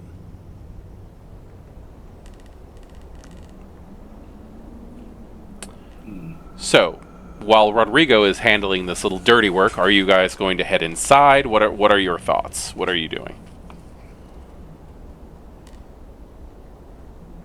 Desmond's going to make sure that the sword and scabbard that he's got kind of rolls to the back a little bit of his belt to stay under the cloak. Okay. Are we just going in, or does anybody else have anything else to do? No, I don't. Okay. Should we go in with Rodrigo, or do you want to wait for him? Going. Might Considering be he's our better. ticket in, I probably would. Yeah. It might be better that he wait. If they see him, they'll want to kill him. If they see us, they'll want to kill us. If they see all of us together, just a thought. Why don't I go in first? Just by myself? Mm-mm, I could always bring the men in. not by yourself. Well, they've seen all of us except for Devine. It may not mean much, but I have one role to play. And I will continue to do it until I cannot anymore. Well, we are here to put ourselves in their graces. So if you want to have Rodrigo come in later, perhaps myself and Devine can go in. I'm alright with that. I was thinking we would all go in together. But if you think that Rodrigo has to be there for us to do that, then I suppose get to binding mouths. Well, we don't want to play our hand too soon. Rodrigo is going to be the reason why we were able to find them. I do not see a reason in revealing that to them until such time as needed. I'd also like to keep him as safe as long as possible. Perhaps Aisha would like to peruse the perimeter of this inn to see if there's any odd goings-on. She seems to be quite good at moving about unnoticed. Sure, I can do that. And what do you want to do, Desmond? I want to go inside. After I'm you. not going to tell any story.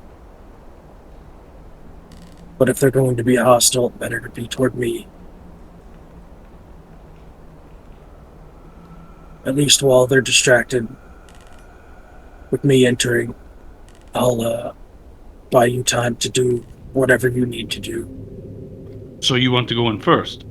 If they're going to be hostile, if their first response is to be hostile, who better to deal with it? Three of you go in first, and then I will try and listen through a window or see if anything strange is going on outside. And we can join you later if things get a bit hairy. It's as good a plan as any. Rodrigo, see, you can sit out here and act all dominated or whatever.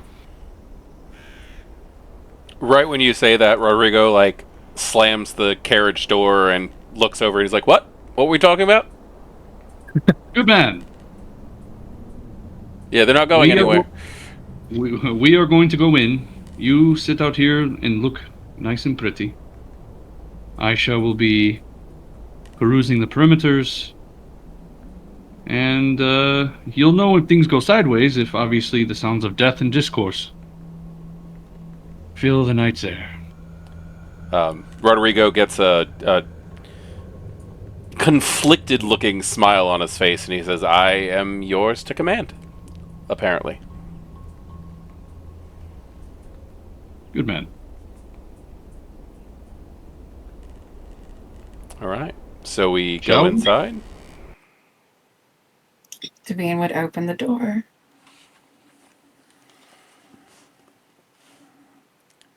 I'll go in after Devine.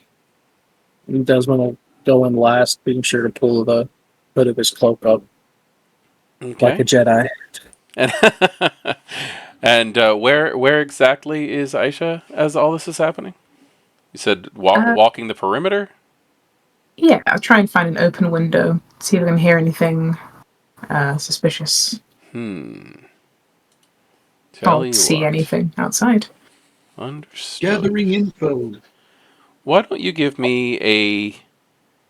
Let's see... a wits plus awareness. To see if you can find a window or something that you can listen through. Three successes. Okay, with 3 successes, you are definitely going to find a cracked window. So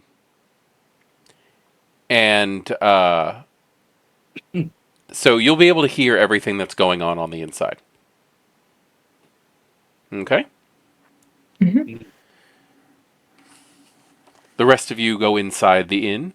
The interior is poorly lit by small fires burning in immense fireplaces on either side of this gigantic hallway that's serving as a common room.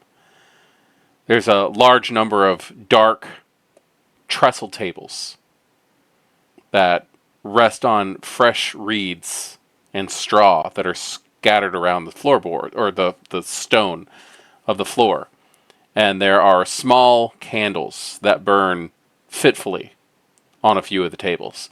The smell in this place also is giving off that these are not wax candles; they're tallow. They're made out of they're made out of the marrow that's drained out of bone.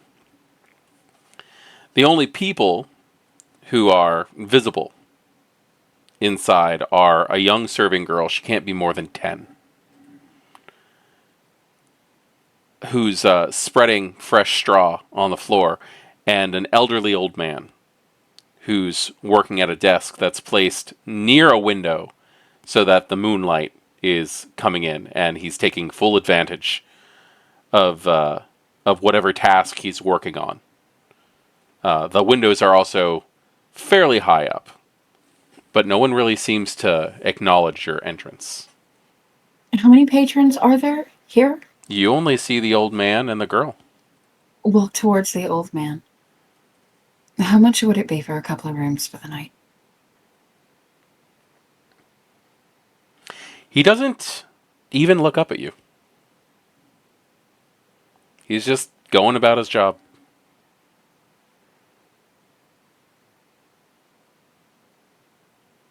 Same thing for the girl, I take it? The little girl, like I said, she's young, about 10. She'll look up at you. Do you want a table? Certainly. Do you have rooms available as well? She's going to look up at the old man, who, again, doesn't look up at all, and then looks around the room. Can I get a wits plus insight roll? I was about to ask before we roll that. Can Desmond sense the presence of any hostility or any beasts anywhere nearby? With that, I think we are going to want a roll. I was going to do Sense the Unseen as well. Understood. You want me to roll my Resolve plus Animalism? Yes, please roll Resolve plus Animalism. And let's see. Don't forget your Discipline die bonuses, everybody. Yes, you get Discipline dice bonuses. Don't forget. Okay, I don't know how that one works. You just add an additional die to any die pool revolving around a discipline. Yep. Copy that. And you're using Sense the Unseen. It's going to be Wits plus Auspex. And there is no blood cost for that. What are these I did rolls? get 2 successes for the insight roll. Okay. Want to find where everyone is. I want to willpower that, because just on the premise of I'm tired of rolling crap. I'll allow it. That's a good roll. Look at it. Oh. Okay, so you get one more. 4. Desmond got 2 and Devine had 4. Mm-hmm. Yep. Although if anyone's resisting, like trying to mask their presence of their beast, I believe it is a composure subterfuge roll. Yes. All right. Wonderful. So, from outside, Aisha,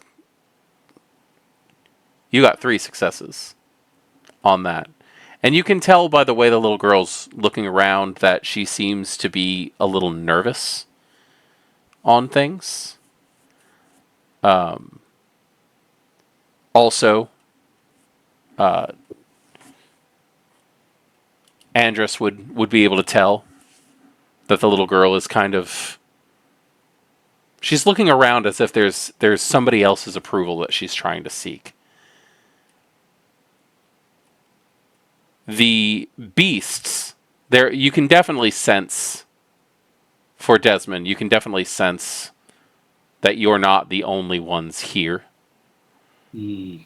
And Devine, you can see about a dozen people sitting in various, like sitting at tables in this place.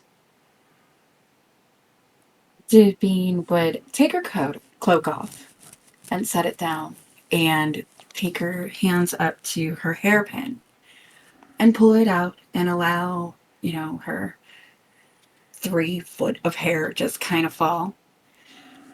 It's kind of upsetting if everyone's going to hide themselves instead of having a polite conversation, don't you think? There's going to be a bit of laughter that occurs at that point, as 13 individuals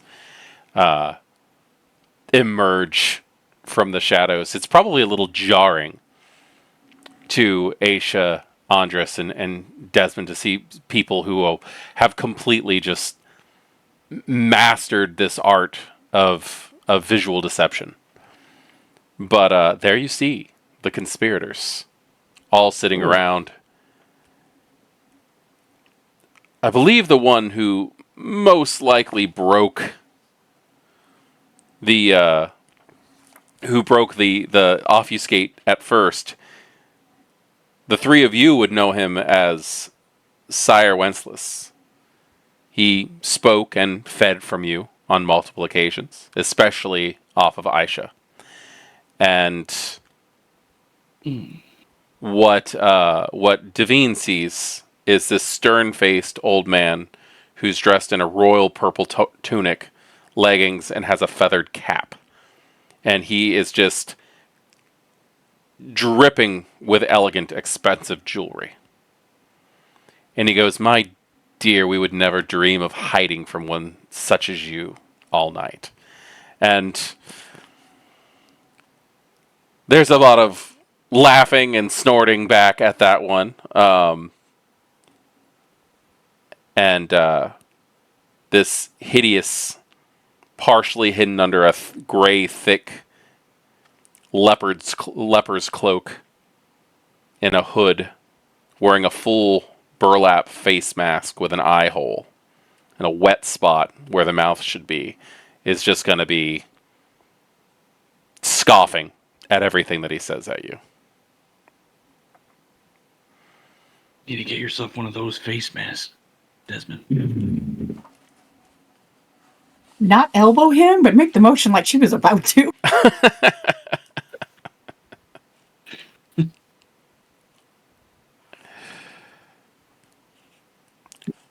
From under Desmond's hood, he is staring daggers at Violetta. Yeah.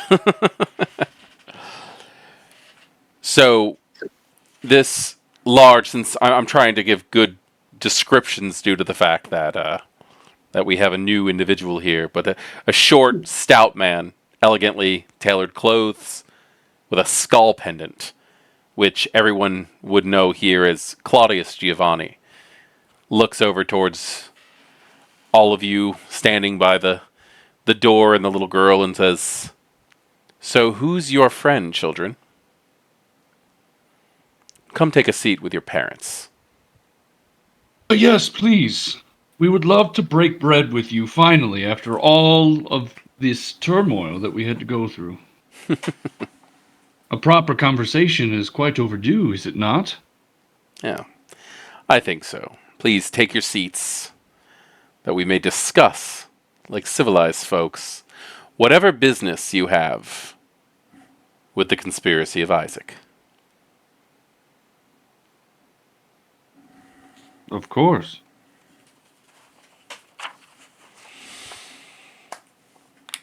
Desmond continues to just stare daggers. It's like standing there motionless, staring at Violetta for a few moments, kind of behind the rest of them moving to sit down. Mm-hmm. And then we'll just find himself like up against the wall behind wherever Andres decides to sit. So are you the only ones who survived? For the most part. We managed to make our way out. Miss Devine here, she Yes, which one of us embraced this lovely creature? None of you. Oh. I would have thought I would have noticed. I would have thought you would have remembered.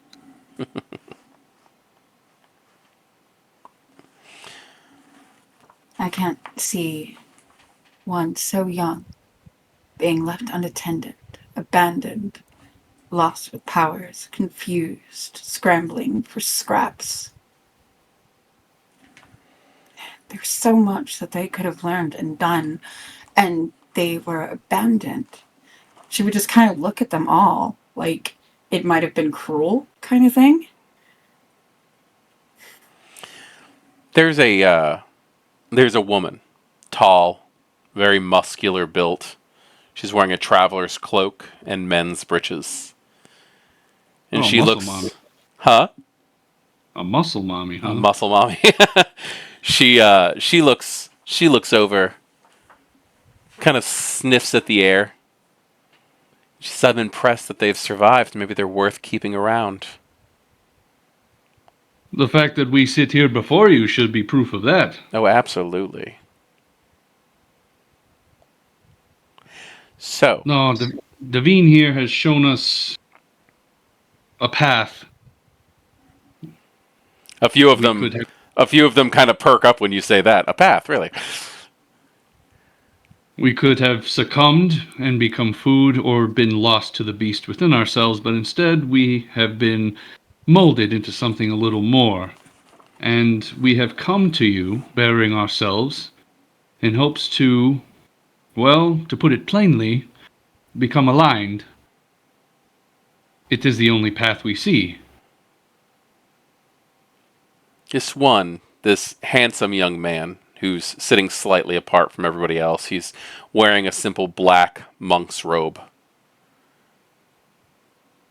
He looks over with a very thick accent for the region that you're in.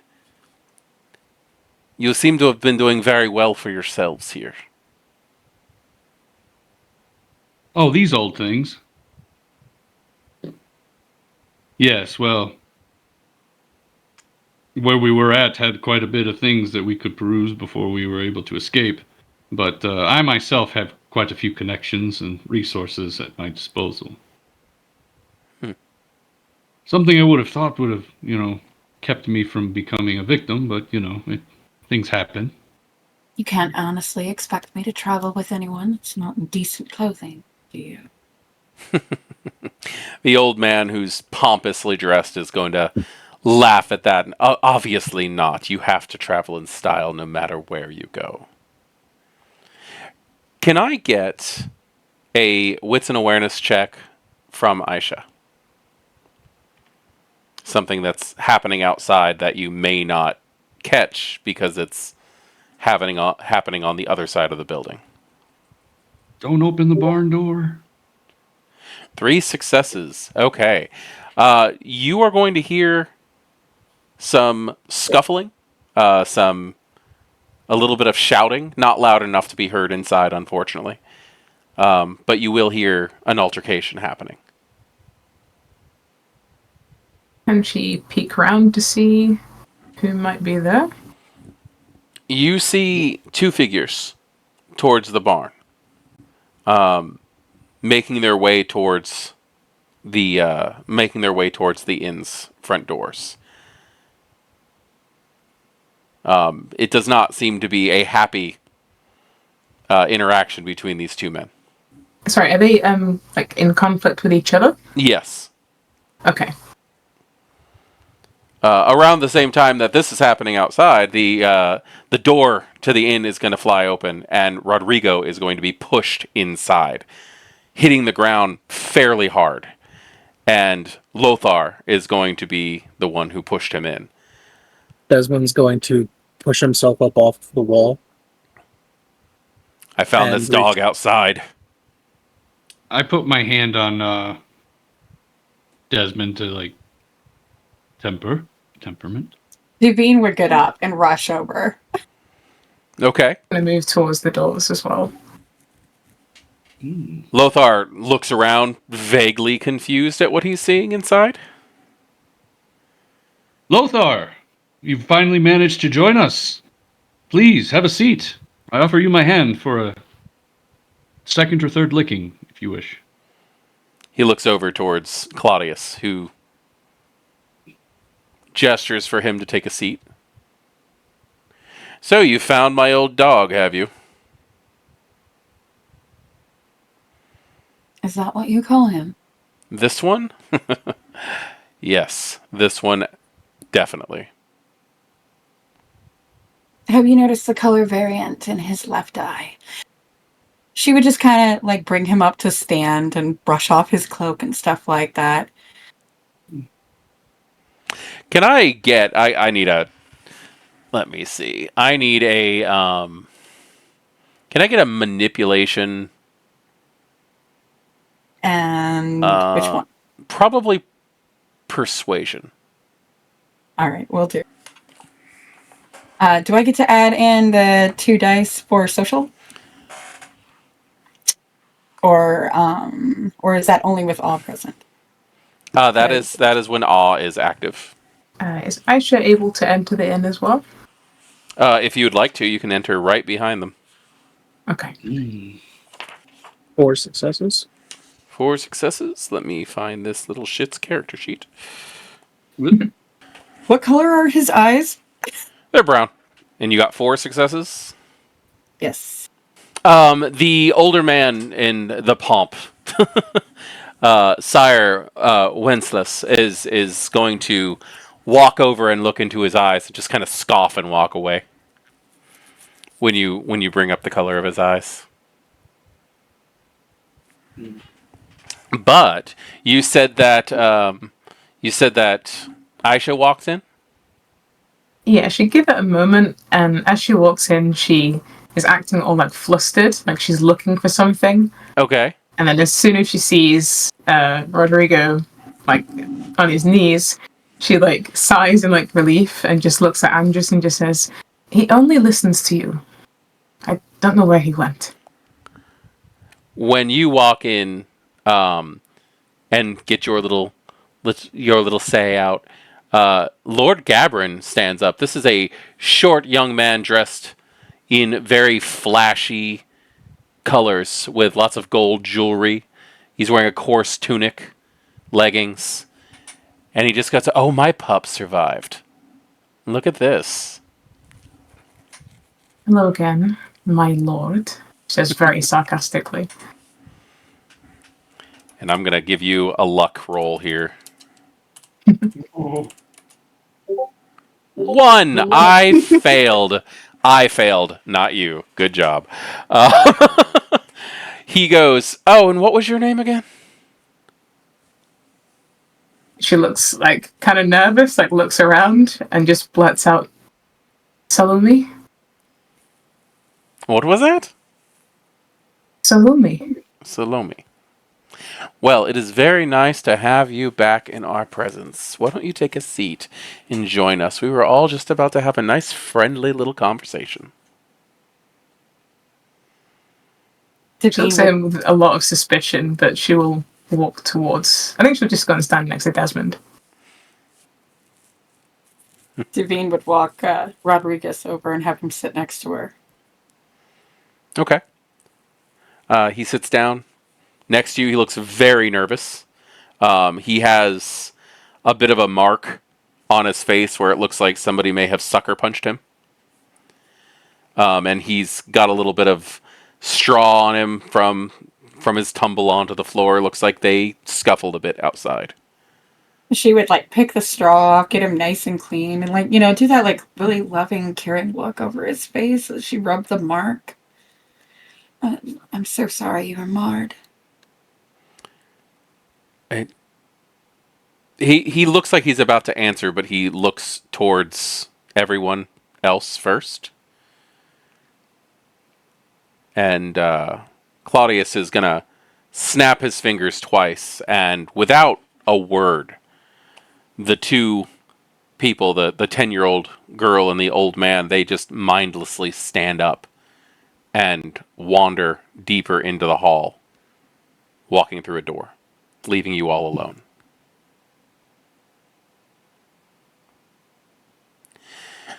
Now, it's good to see that you've all survived and you've brought a friend along with you. What is your name, my dear? Naveen. Devine. It's a very, very pleasant name. So, how is it that you came about our young children? I am a very new creation, and I have only been learning a little bit. And as much as I'd like to stay in the present, I am normally just entertainment. That's That a is the main shame. purpose. Is it? That is a shame. You should have purpose. Great purpose. We all have great purpose. And what great purpose would you bestow upon a face? You're more than a face. Give yourself credit. Now, we were in the middle of plans, and it seems that you all have sought us out. Is that so? Unfortunately, the brigands that were hired made things a little difficult. Oh, yes. They're outside. Claudius is going to look towards Lothar. Are they? Yes, next time something like that is set, you should try something a little less cliche. It would be a lot harder to see it coming. Axe marks to the bottom of the tree. In the middle of the road, in the middle of the night. Come now. This is some thespian production. Please. Andrus, you'll notice the portly man with the large white beard, wearing the black robes with silver trim. Lord Casimir, you know him. Oh, yeah. He finds everything that you're saying just hilarious. And how have you come to have found us? Well, when the brigands said that that Lothar was the one that hired them, and that he was just down the road in the inn. Claudius is going to look towards Lothar. They said his name. They gave a Doesn't show. description, and I don't believe the scar could be not mentioned. Oh, yes, they gave a very detailed description. What did they say? He was a very severe-looking man with a scar across his face. Claudius is That going to was it. laugh. Claudius is going to laugh at that. He's like, yes, you can see that thing from leagues away. Yes. Desmond's trying so hard to hold his tongue, but he's like, And something about a rather unassuming and small peck. Hardly worth talking about.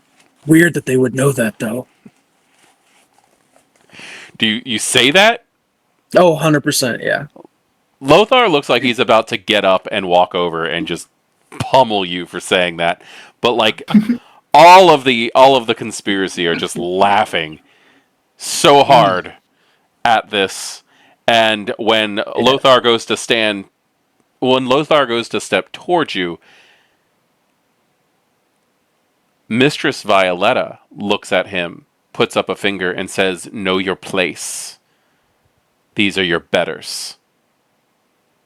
And he kind of just shrinks back towards a table. Now, what can we do for you and your lovely traveling companion, children?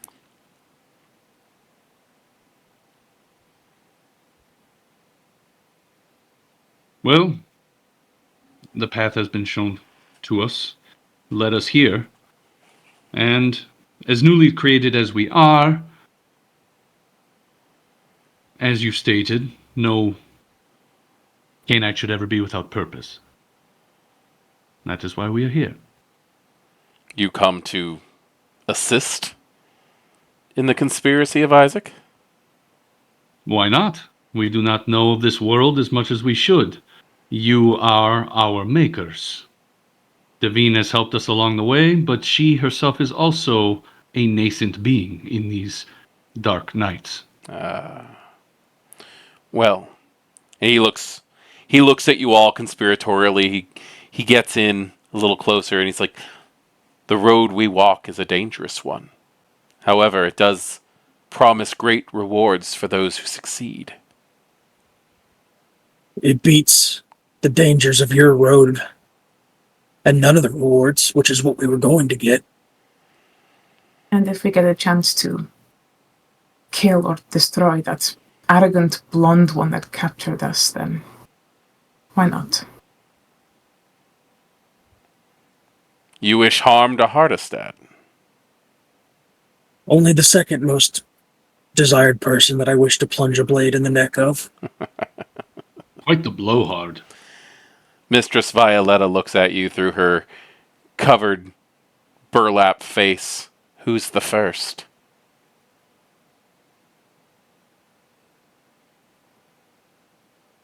Probably the hand licker. They all laugh. They all start laughing at that. A couple of them actually start throwing bits of food that was left on the table at Lothar, and he's just embarrassed. Devine would slowly put gloves on and doing the visual aid of everyone. You thought Sorry. No, go ahead. I was going to say, you thought I was making jests about these things, Devine, but no, I was speaking the truth. I think the last time I saw Lothar's little scar, he was staring with a smug look on his face as Violetta dragged me off to disfigure me. Mm-hmm. Yet, here I stand. Still you're better. Claudius slams his sausage-like hand onto the table. And, quite right, here you stand. Strong enough to survive. Strong enough to assist in our great purpose. And there's a murmuring among the sires. We, the conspiracy of Isaac.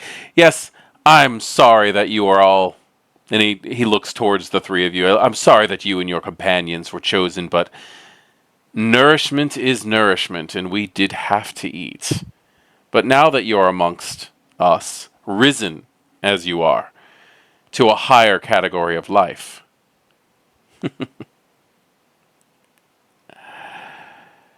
Quite. Perhaps you can, in fact, be of use. And in such... gain the notoriety of what we are going to accomplish. You need to understand that we, even as powerful and influential as we are not against... We're not free from the possibility of the maladies of the mind. And some of the other group turn and start looking at a young-looking girl who's sitting among them. She's slender, she's tall, looks maybe about 16 years old. This description is primarily for Devine. The others know her as Lady Theophania. She was decayed, and she's wearing decayed floral arrangements, and the dress that she's wearing was quite beautiful before it got soiled and ripped up. But they all look towards her when he says that about mental maladies. Sadly, one of my clan. Do you know about clans yet? Have you informed them? And he looks towards Devine. I have begun to foster them to the best of my abilities with what I was allowed. It's only been 2 days. Can't expect them to know every rule. Agreed. Japheth. Japheth Cappadocius. He is a family member of mine, you could say. He is the one who's put in charge of leading the entire clan, and unfortunately his brain has gone, well, in a bad way. It'll only be merciful if he is put down. And that's why I have agreed to be the 13th in our unholy cabal here, to plot against Japheth. I know that I'll become wanted, anathema to some, but Japheth must be stopped. He literally believes that he can become God on Earth. His madness must be kept in check before he can do any harm. So is this madness or is this arrogance? Which one is it? Is it something that we should be more aware of as it could be infectious or something done with the bloodline? Or is this something of just pure greed and self-narcissism? His mind continually grasps for things beyond our ken, for concepts that God does not mean for us to contemplate. I believe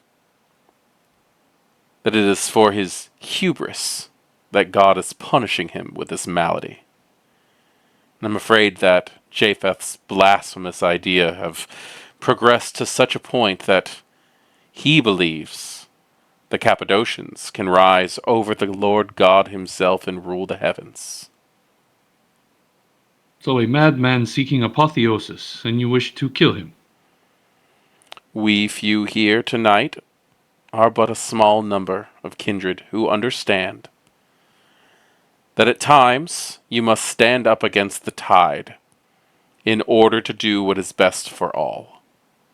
Our eyes are open. God is on our side, and we shall not fail.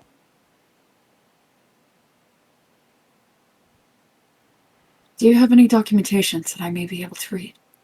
I'm sorry, I've not been in your presence, so I am so far behind on all of this exquisite tea, I should say.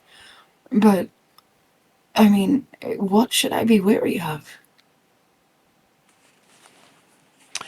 Also, if this Japheth is the one you wish to kill, who's Isaac? We have named ourselves after the biblical Isaac.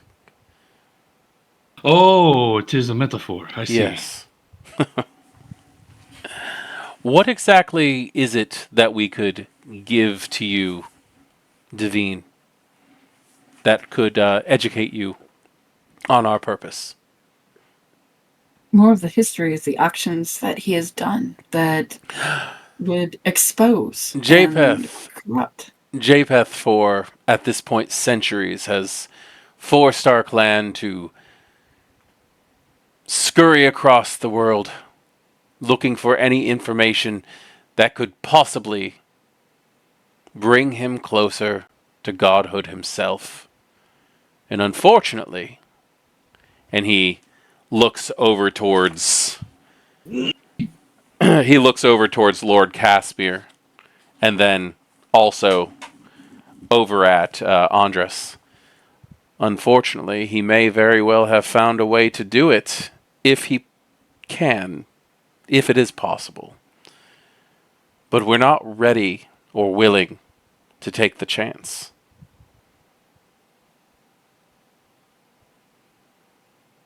So, are we looking to take this information as well? Or just get rid of him? Take this information? What? Become gods ourselves? Blasphemy. Then destroy it? The knowledge that Japheth has, unfortunately, for anyone who gets close to You can tell he's about to say something else, but then thinks better of it as he looks back over towards Lord Casimir. Anyone who has friendly interactions with Clan Tremere could possibly achieve this goal if they are close enough to Cain. Oh, really? Clan Tremere possesses this kind of power. Well, Clan Tremere with the added benefit of the potency of the blood. Japheth is the only one mad enough to attempt this. It does seem like quite the ordeal. A Cainite who has lost himself to madness trying to achieve godhood through all sorts of weird mystical means. But So why not just kill him? just killing him is something that we all are intent on doing, not making him suffer, not capturing him and forcing him to change his ways. No.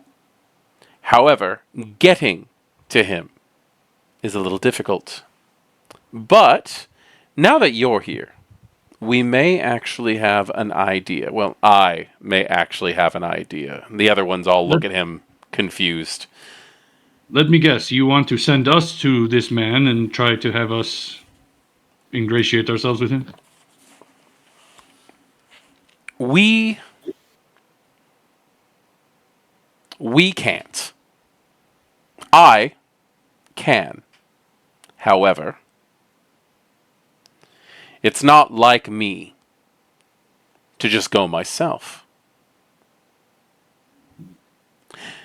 We were thinking that sending him a message would be the best. And, well, the three of you, possibly all four of you, might understand that our most closely guarded servant, they look over towards Lothar, is most likely the wrong person to send for this job. Someone in the group, probably the younger girl in the decayed floral arrangement, is going to say, "We seriously doubt that the child of Cappadocius would like his hands licked." And they're all going to laugh at him again. He beat me to it. But, well, we believe in the child-sire bond. And I'll be the first to admit that we did not intend to embrace you. We did not mean to bring you into this life. However, here you are, nonetheless.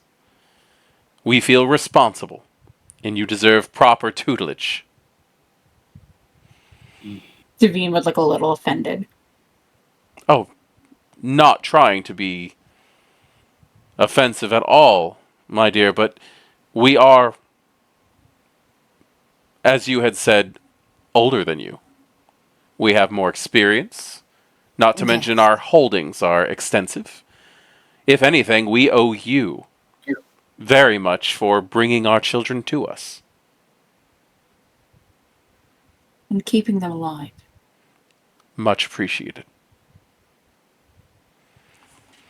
But giving on that child-sire bond, which, even if the so-called founders must agree that this bond is sacrosanct, if they truly uphold the traditions of Cain, how could they begrudge a child his duty and right to serve his sire?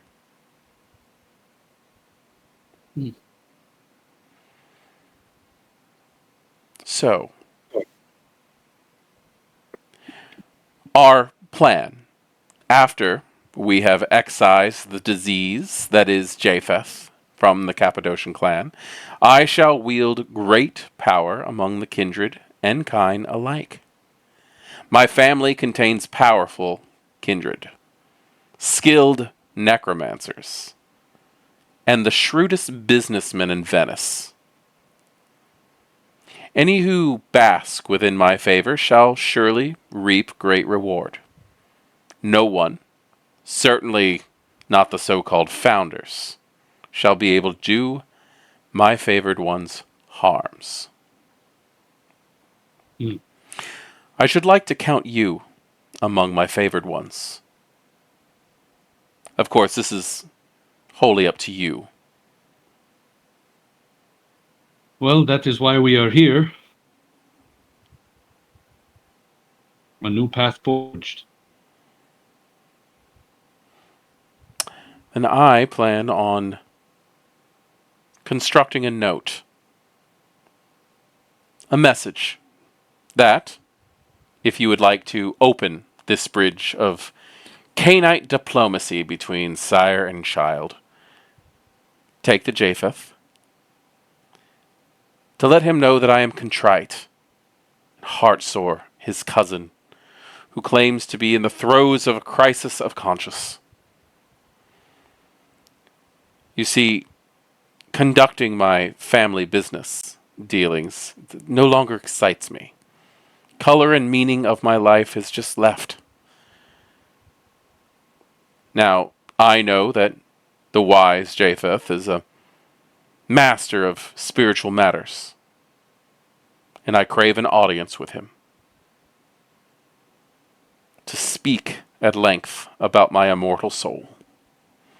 And if you can deliver this to him, I think that is the first step in becoming favored by me. What do you think? And, Devine, I would never suggest that you would not be able to help as well. I find this to be agreeable. What say the rest of you? Desmond? Devine? What other options do we have? Salome? Is that right, Salome? Yeah. All we can do is try, I guess. I'm not even asking you to go far. Just a half a night's journey to the monastery of St. Timothy.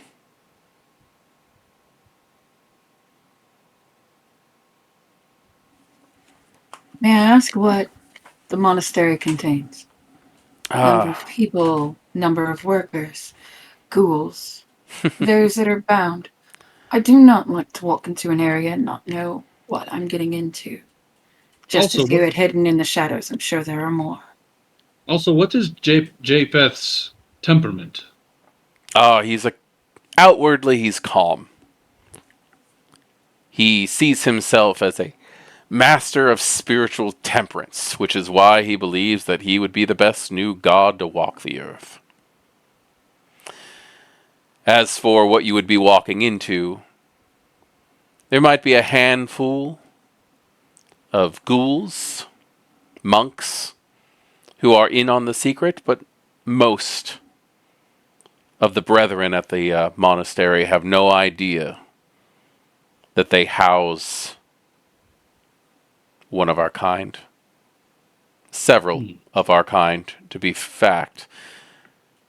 But most of them are all pacifists. Even the ones who do see problems with Japheth's plan, they're too feeble to do anything about it.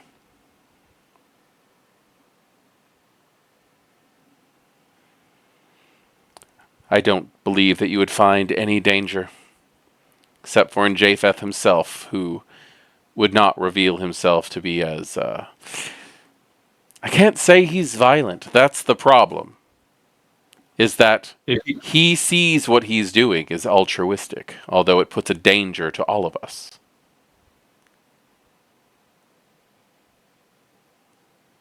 The road to hell is always paved with good intentions. Agreed. So the only thing we have to worry about is Japheth saving our souls. As he sees that he's trying to.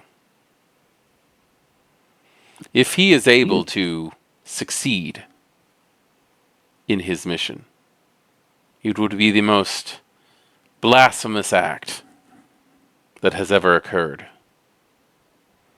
If he fails, I see nothing but God's own retribution against all of us.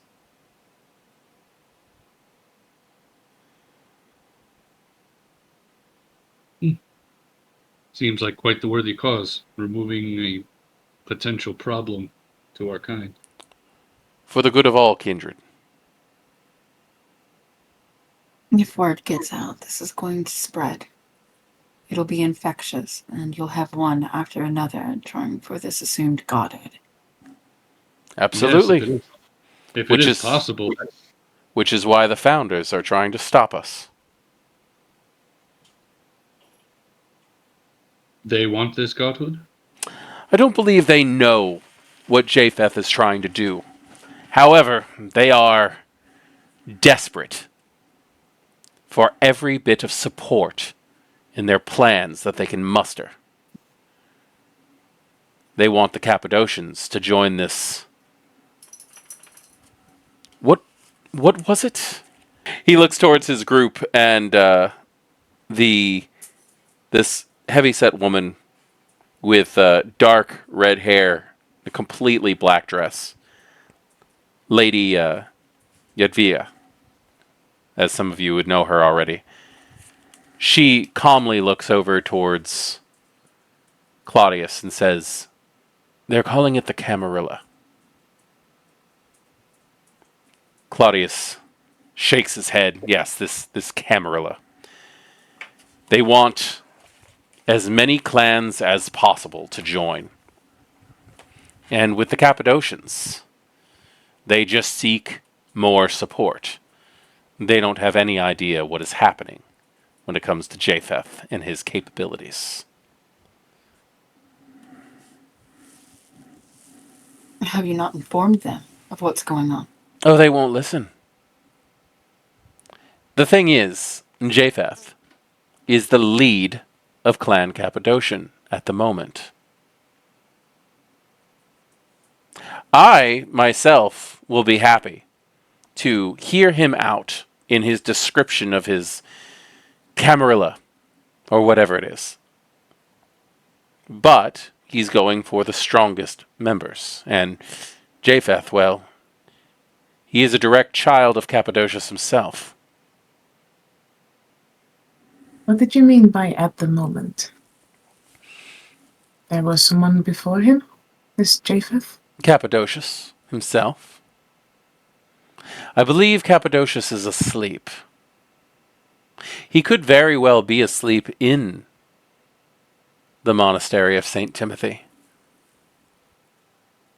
So we could be meeting with one powerful Cainite and then stumble upon another older, more powerful Cainite.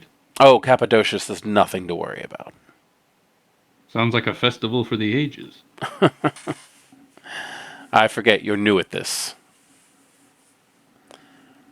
Japheth is powerful, but passive, except for in his pursuit to attain godhood. Cappadocius has been asleep for centuries. He'll be no threat.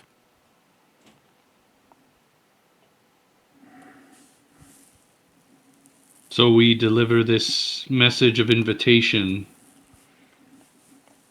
to Japheth for you. You would take the letter to Japheth and then bring me his response. Hopefully he will invite me there with open arms. And then, when we are in the monastery, we will do what needs to be done for the good of all.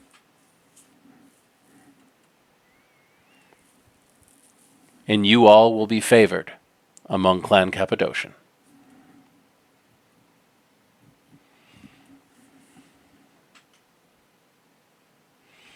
Does this sound like a good deal to you all? Seems simple enough, I think. I'm agreeable. Just going to look towards Right. Desmond. He just kind of shrugs his shoulders and grunts. And of you, Devane? Would you like to be I- involved in this conspiracy to save the world from a mad elder? I believe that the childers do need to have a little bit more training. Something expanding their skills just a bit more in fields that I cannot.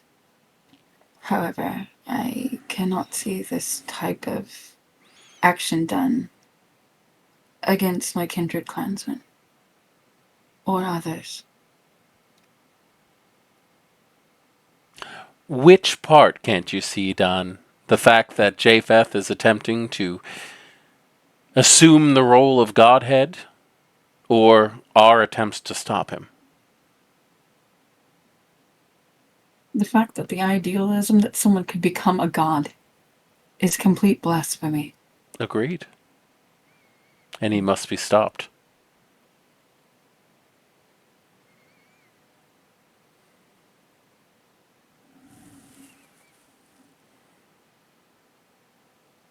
When would you want us to undertake this task? Oh, immediately. As I said, it's only half a night's ride. You could, however, I would suggest waiting until tomorrow night before setting out. We'll make sure that you're well fed. We'll make sure that you're well prepared, and I'll have time to construct the proper letter. I do have a request, though. And that is? For bringing your... Actually, I have 2 requests. For bringing your children back. We do owe you. I would like Rodrigo. I am in need of someone to watch me in the day, if possible. And the other is for... You said there is a Tremere here, correct? That is correct. I would like blacksmithing leather gear made that will repel fire for the young Nosferatu. I would hate for his skills, his beauty, his craft to be lost due to his change. Lord Casimir kind of perks up with this possible task that's being set towards him. Claudius Giovanni looks over towards Desmond and goes, "You're a blacksmith." I was. He is an artist. Ah, Clan Toreador, and your need for the arts. Casimir? Yeah. My intention was to show off some of my good works. So that I might secure mercantile deals. Well, and here you are with even greater purpose still. Casimir, is this possible? Casimir, with a big grin on his face. It may be done. I do believe. It could take me some time. But I don't see why not.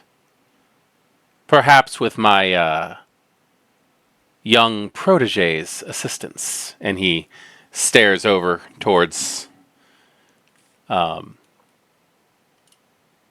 Andrus.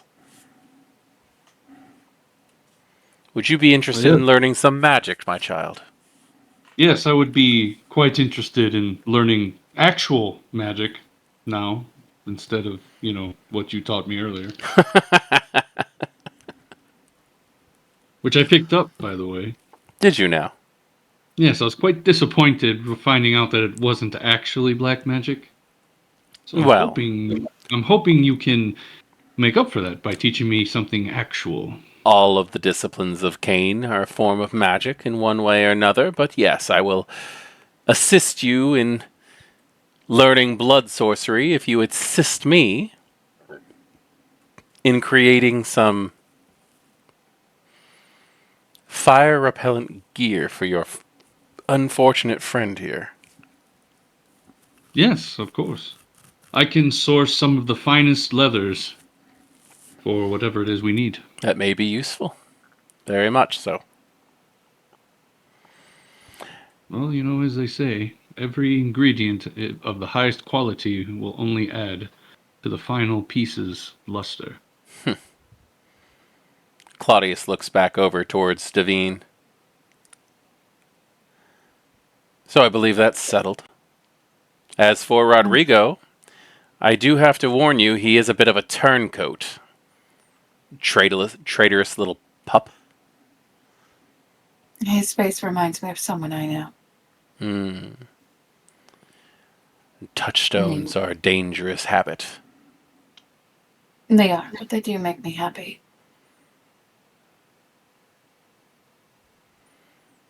Keep the wretch, but understand that he was in service of Hardestat and the Founders, and he was used as a spy against me.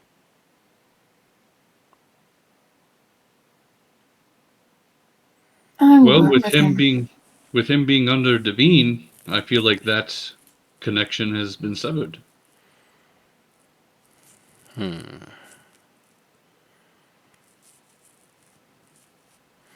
Besides, he's the one who brought us to the dinner. He owes us. Yes, that is true. The conspirators are all going to start laughing yet again. Have it your way. But if he causes to be too much of a problem, no tears will be shed from me if you decide to drain him completely and leave him on the roadside. Maybe we'll get a tap. Oh, can we also keep that carriage that's outside?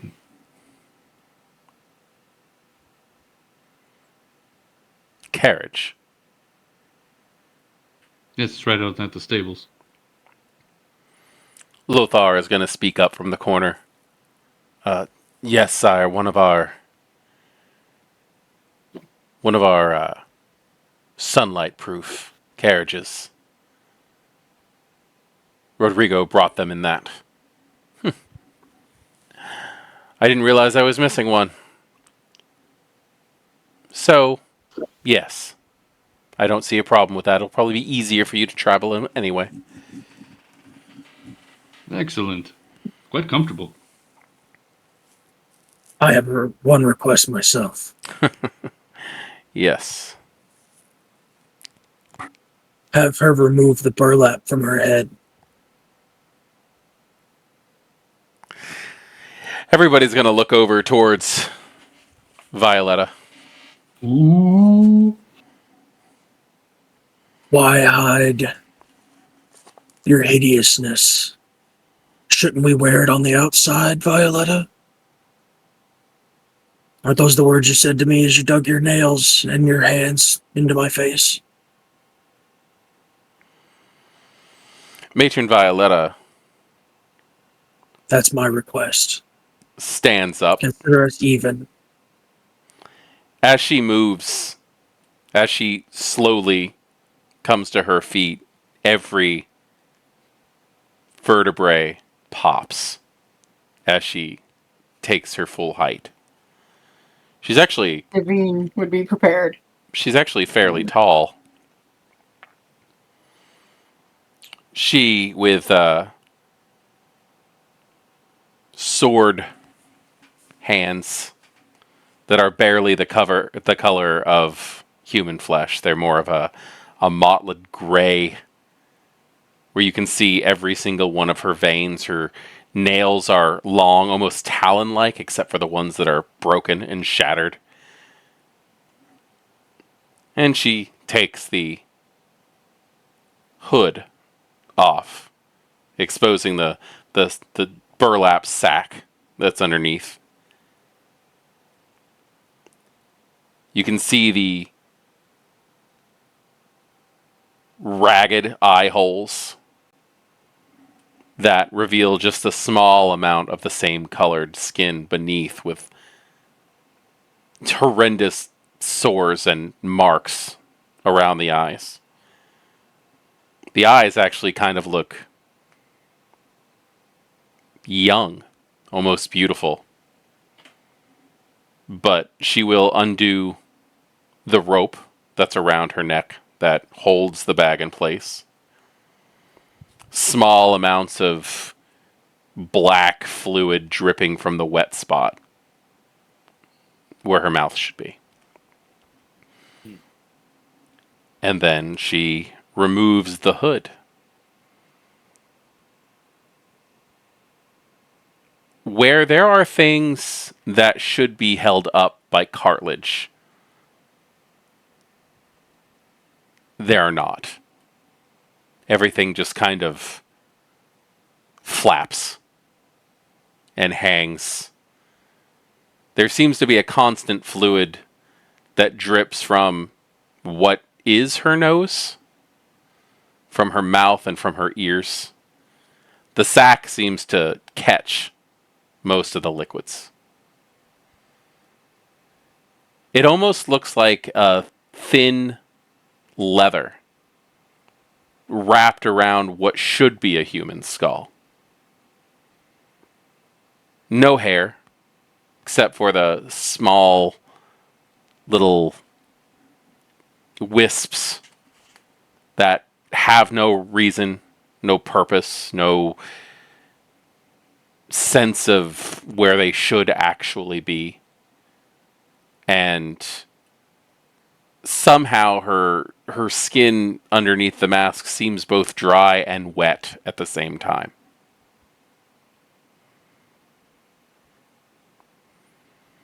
And she'll look at Desmond from across the table.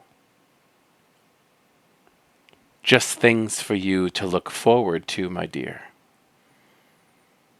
My handsome little blacksmith.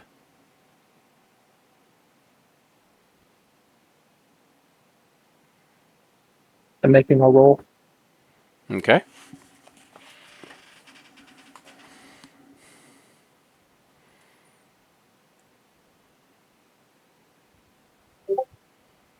Okay. 3 successes. What were you rolling for? That was a frenzy test against provocation. Ah, understood. I think that you're fine. 3 successes. Yeah, I'd say I'm fine. Yeah, for social provocation. I believe the I think the difficulty is like 2 for that, so you should be fine. Yeah.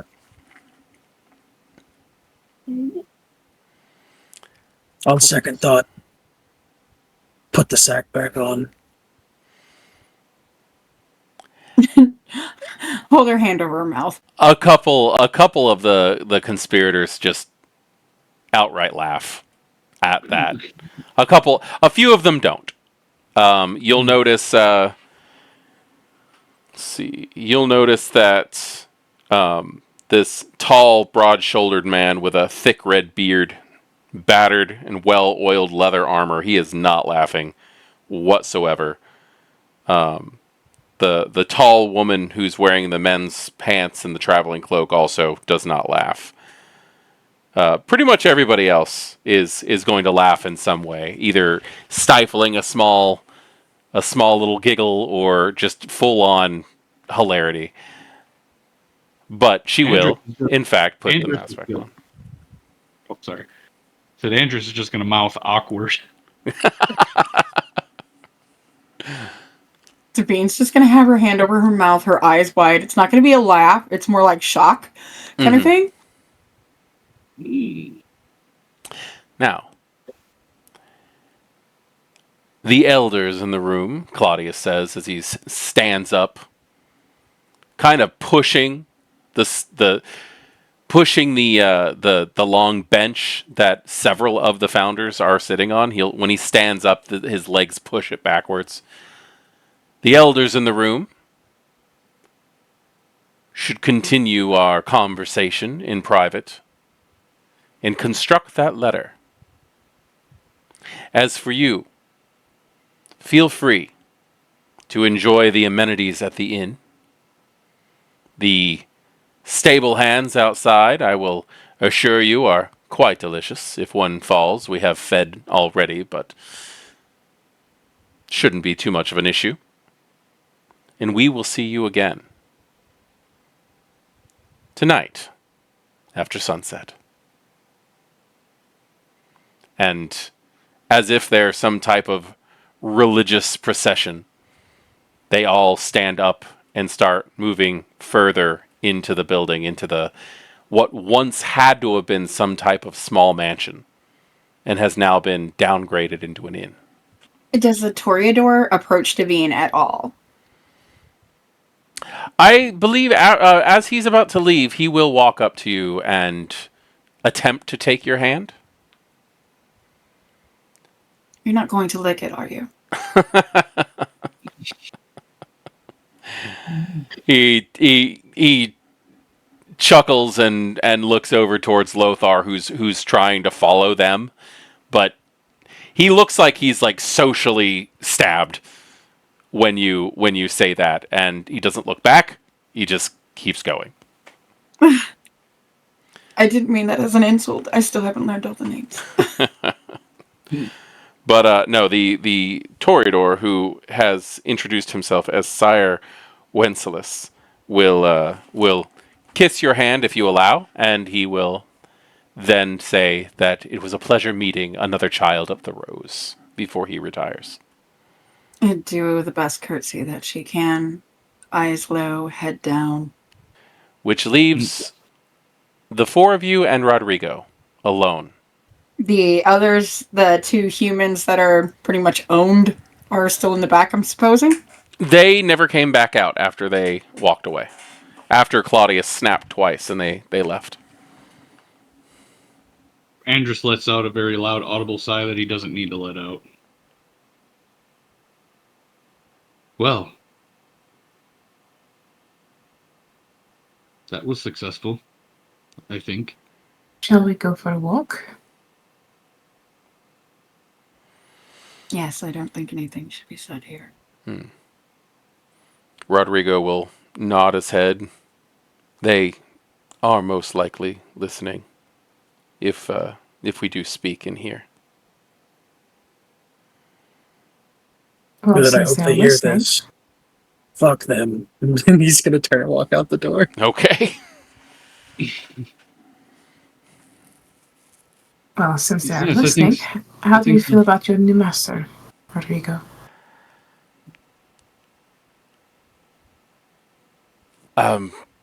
Well, I am still under Lord Hardestad's control.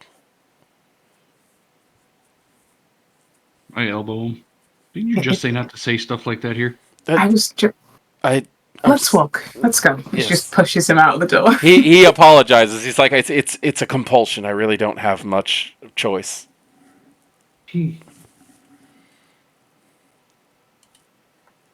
Some night air will do us good. So you're all outside. It's very late into the night. The stable hands don't seem to be working any longer, but there is some fairly loud snoring coming from inside the stables. It's a cool night. Devine would untie the two men from the horse. Oh, they've been taken, bound, completely gagged, and they're inside the cart now. That's what Rodrigo was doing when you guys were talking earlier. Oh, Yeah. yeah, get them out of the damn cart and put them in there where Lothar can lick all their hands.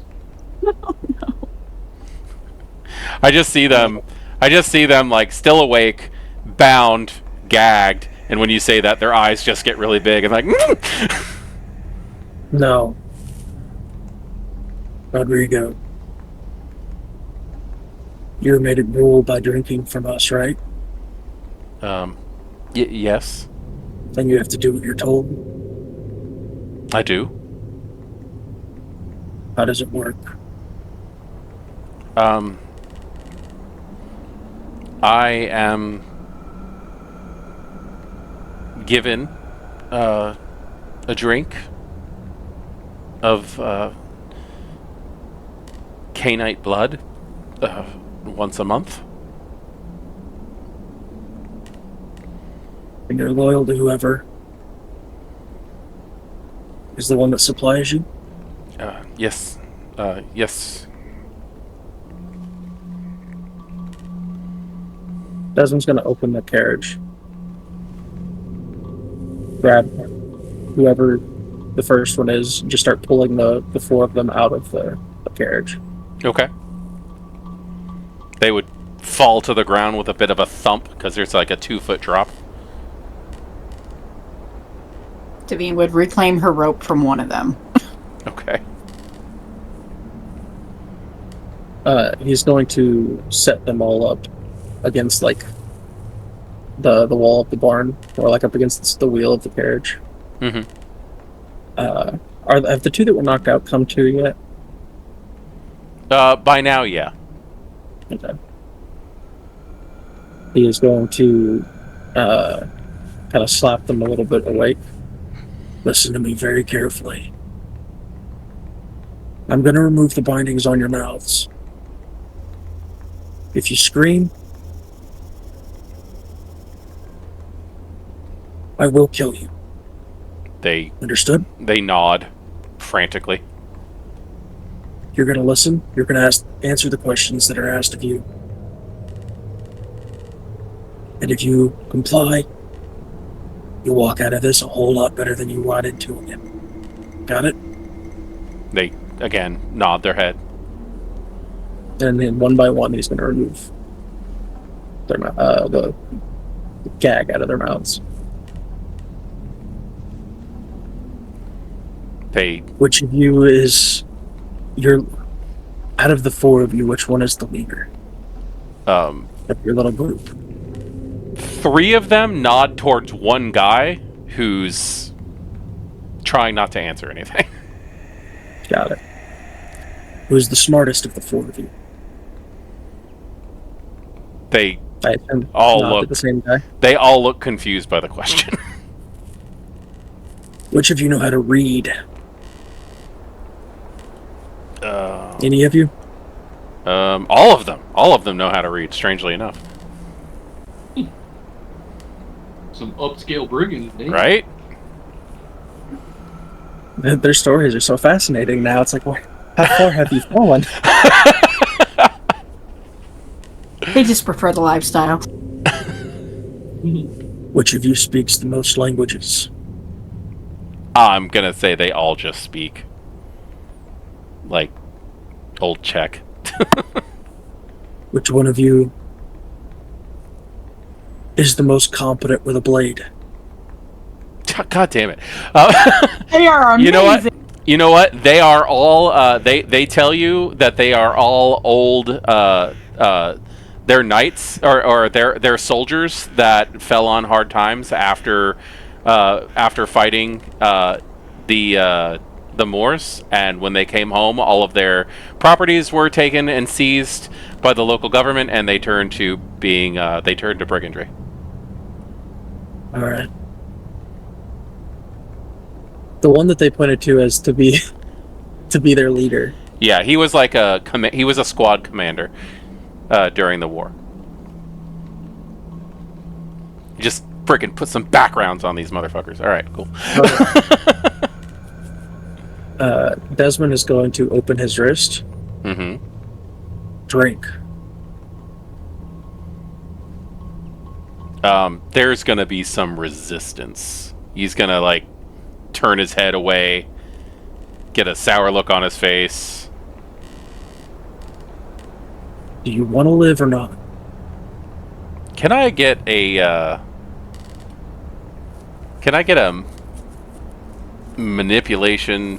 I would say intimidation. Would you accept strength, considering I knocked 2 of them out with my bare hands? Yes, I will. Or at least a bonus to the roll? No, I think I'm going to go ahead and give you that. Do manipulation plus strength. Okay. I know that's not a typical roll, but I think that your strength can very well be used for intimidation at this point. 2 successes. 2 successes is enough. This guy is okay to do it. He tips his head back and lets you do what you're doing. I feed him a rouse check's worth of vitae. Okay, and you can add a point of. Presumably, I put my hand to my wrist to his mouth, make him start drinking, and then I just kind of look back to Rodrigo like, how much do I give him? He is that a rouse check? Yeah. Okay. He says just a gulp should be enough. So once he's done that, I'll pull my wrist away and look it closed. Okay, and you can add a herd to your sheet if you would like. Or not herd. Sorry, not herd. Retainer. Yes, you can add a retainer to your sheet if you would like. This one's mine. We need competent people to protect us during the day. I suggest each of you shoot buddy up to one of them. Divine, we get the one she promised herself to. That way she's not being a liar. So are you all in turn going to feed them your blood? Yes. Yes, so. Yeah. Okay. 1 rouse check from each of you. And you can all add a point of retainer to your sheet. Can I go ahead and retroactively spend some XP on this guy as my retainer to make him say, since he was a commander, to make him a better, a better retainer? Yes, I will allow that. Okay, I'm gonna go ahead and spend 6 XP to make him a gifted mortal who is now good. Okay. There you go. And I'm still not hungry. Yay. Dang, dude. You're rolling well tonight. That's great. Yeah, you've had the best luck with those tonight. Yeah, I'm still hunger 0. That's fantastic. So how do you all feel about ghouling these people? I don't think Desmond fully comprehends the perversion of what it is. Yeah. He sees it as a necessity of the moment for their own security, because, as he was about to say, he doesn't trust them, hit their makers, not to do something to them while they're asleep during the day. Yeah. And he wholeheartedly intends on sleeping in the carriage under their protection. So. Okay. What about What about Andrus? Andrus feels the same way. Just the necessity of everything. They're in a very sensitive position. Mm-hmm. So he doesn't really think too much about the deeper perversions of what this means. Not to mention he comes from a noble line with servants anyways. So it's like, oh, you get to be my servant? Okay, cool. Okay. Divine would do hers differently. Oh. And she would present the cut in the wrist, and she's like, I told you I would offer myself to you. The choice is yours. I'm not going to force you. Are you using anything to do no seduction, no nothing. It is all his choice. She is not going to have that on her heart. Okay. I am going to roll a die to see which way he goes, because he's watching men that he has served with in battle be forced into this. So basically, if he fails this, if I fail this one roll, what it's going to mean is he is following his regiment into another situation. Could at least tell him what he seeks to gain from doing it. All right. Rodrigo, you know better than anybody.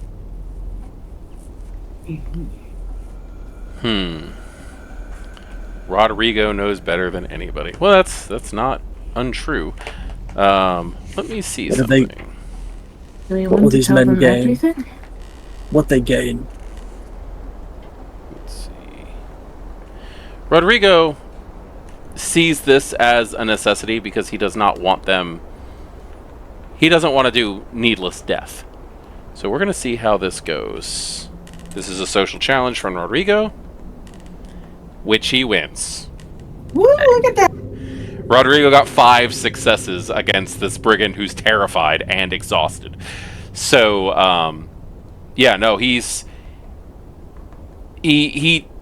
Rodrigo goes on to discuss how he will stay young and he will be strong, and that the Kindred, this is probably the first time anybody's heard him say Kindred. He typically says Canite or Vampire.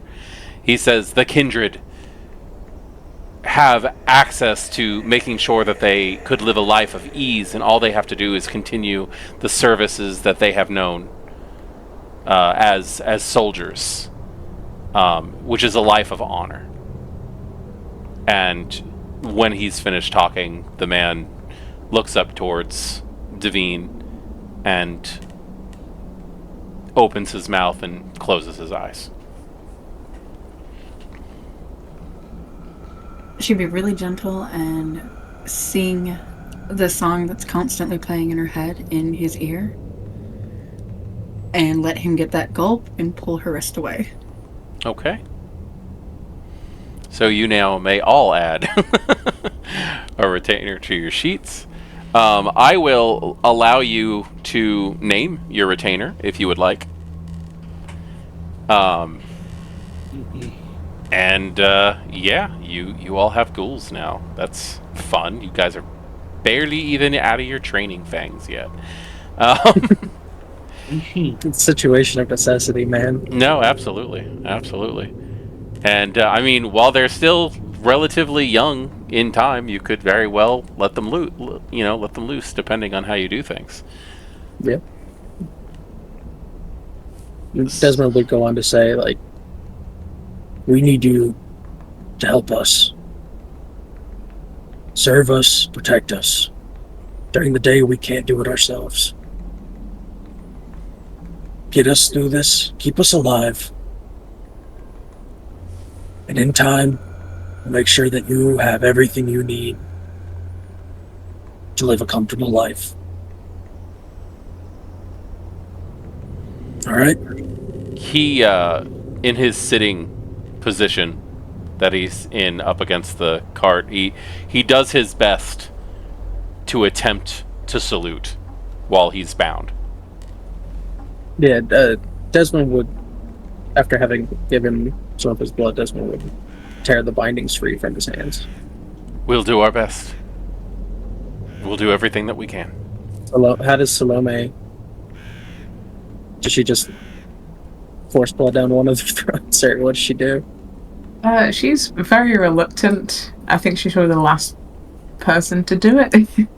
I think she just looks very apologetic as she opens her wrist and offers it to him and just says, "This only has to be temporary if things go well." He just kind of looks awkwardly down, like she doesn't really want to do it. Yeah, he awkwardly accepts. Not really knowing what else to do, you know? Desmond will start undoing their binds. They probably also feel really good considering what feeding on vampiric blood does to mortals. Oh, absolutely. They're wrestling with some internal thoughts at the moment.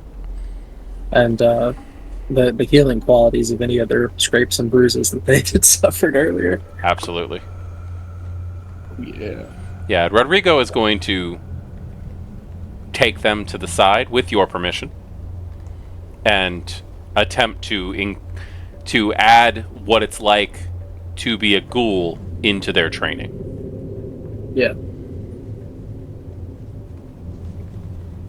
If anybody's best suited for it, it would be him. At the very least, we now have some added protection, and a source to feed from.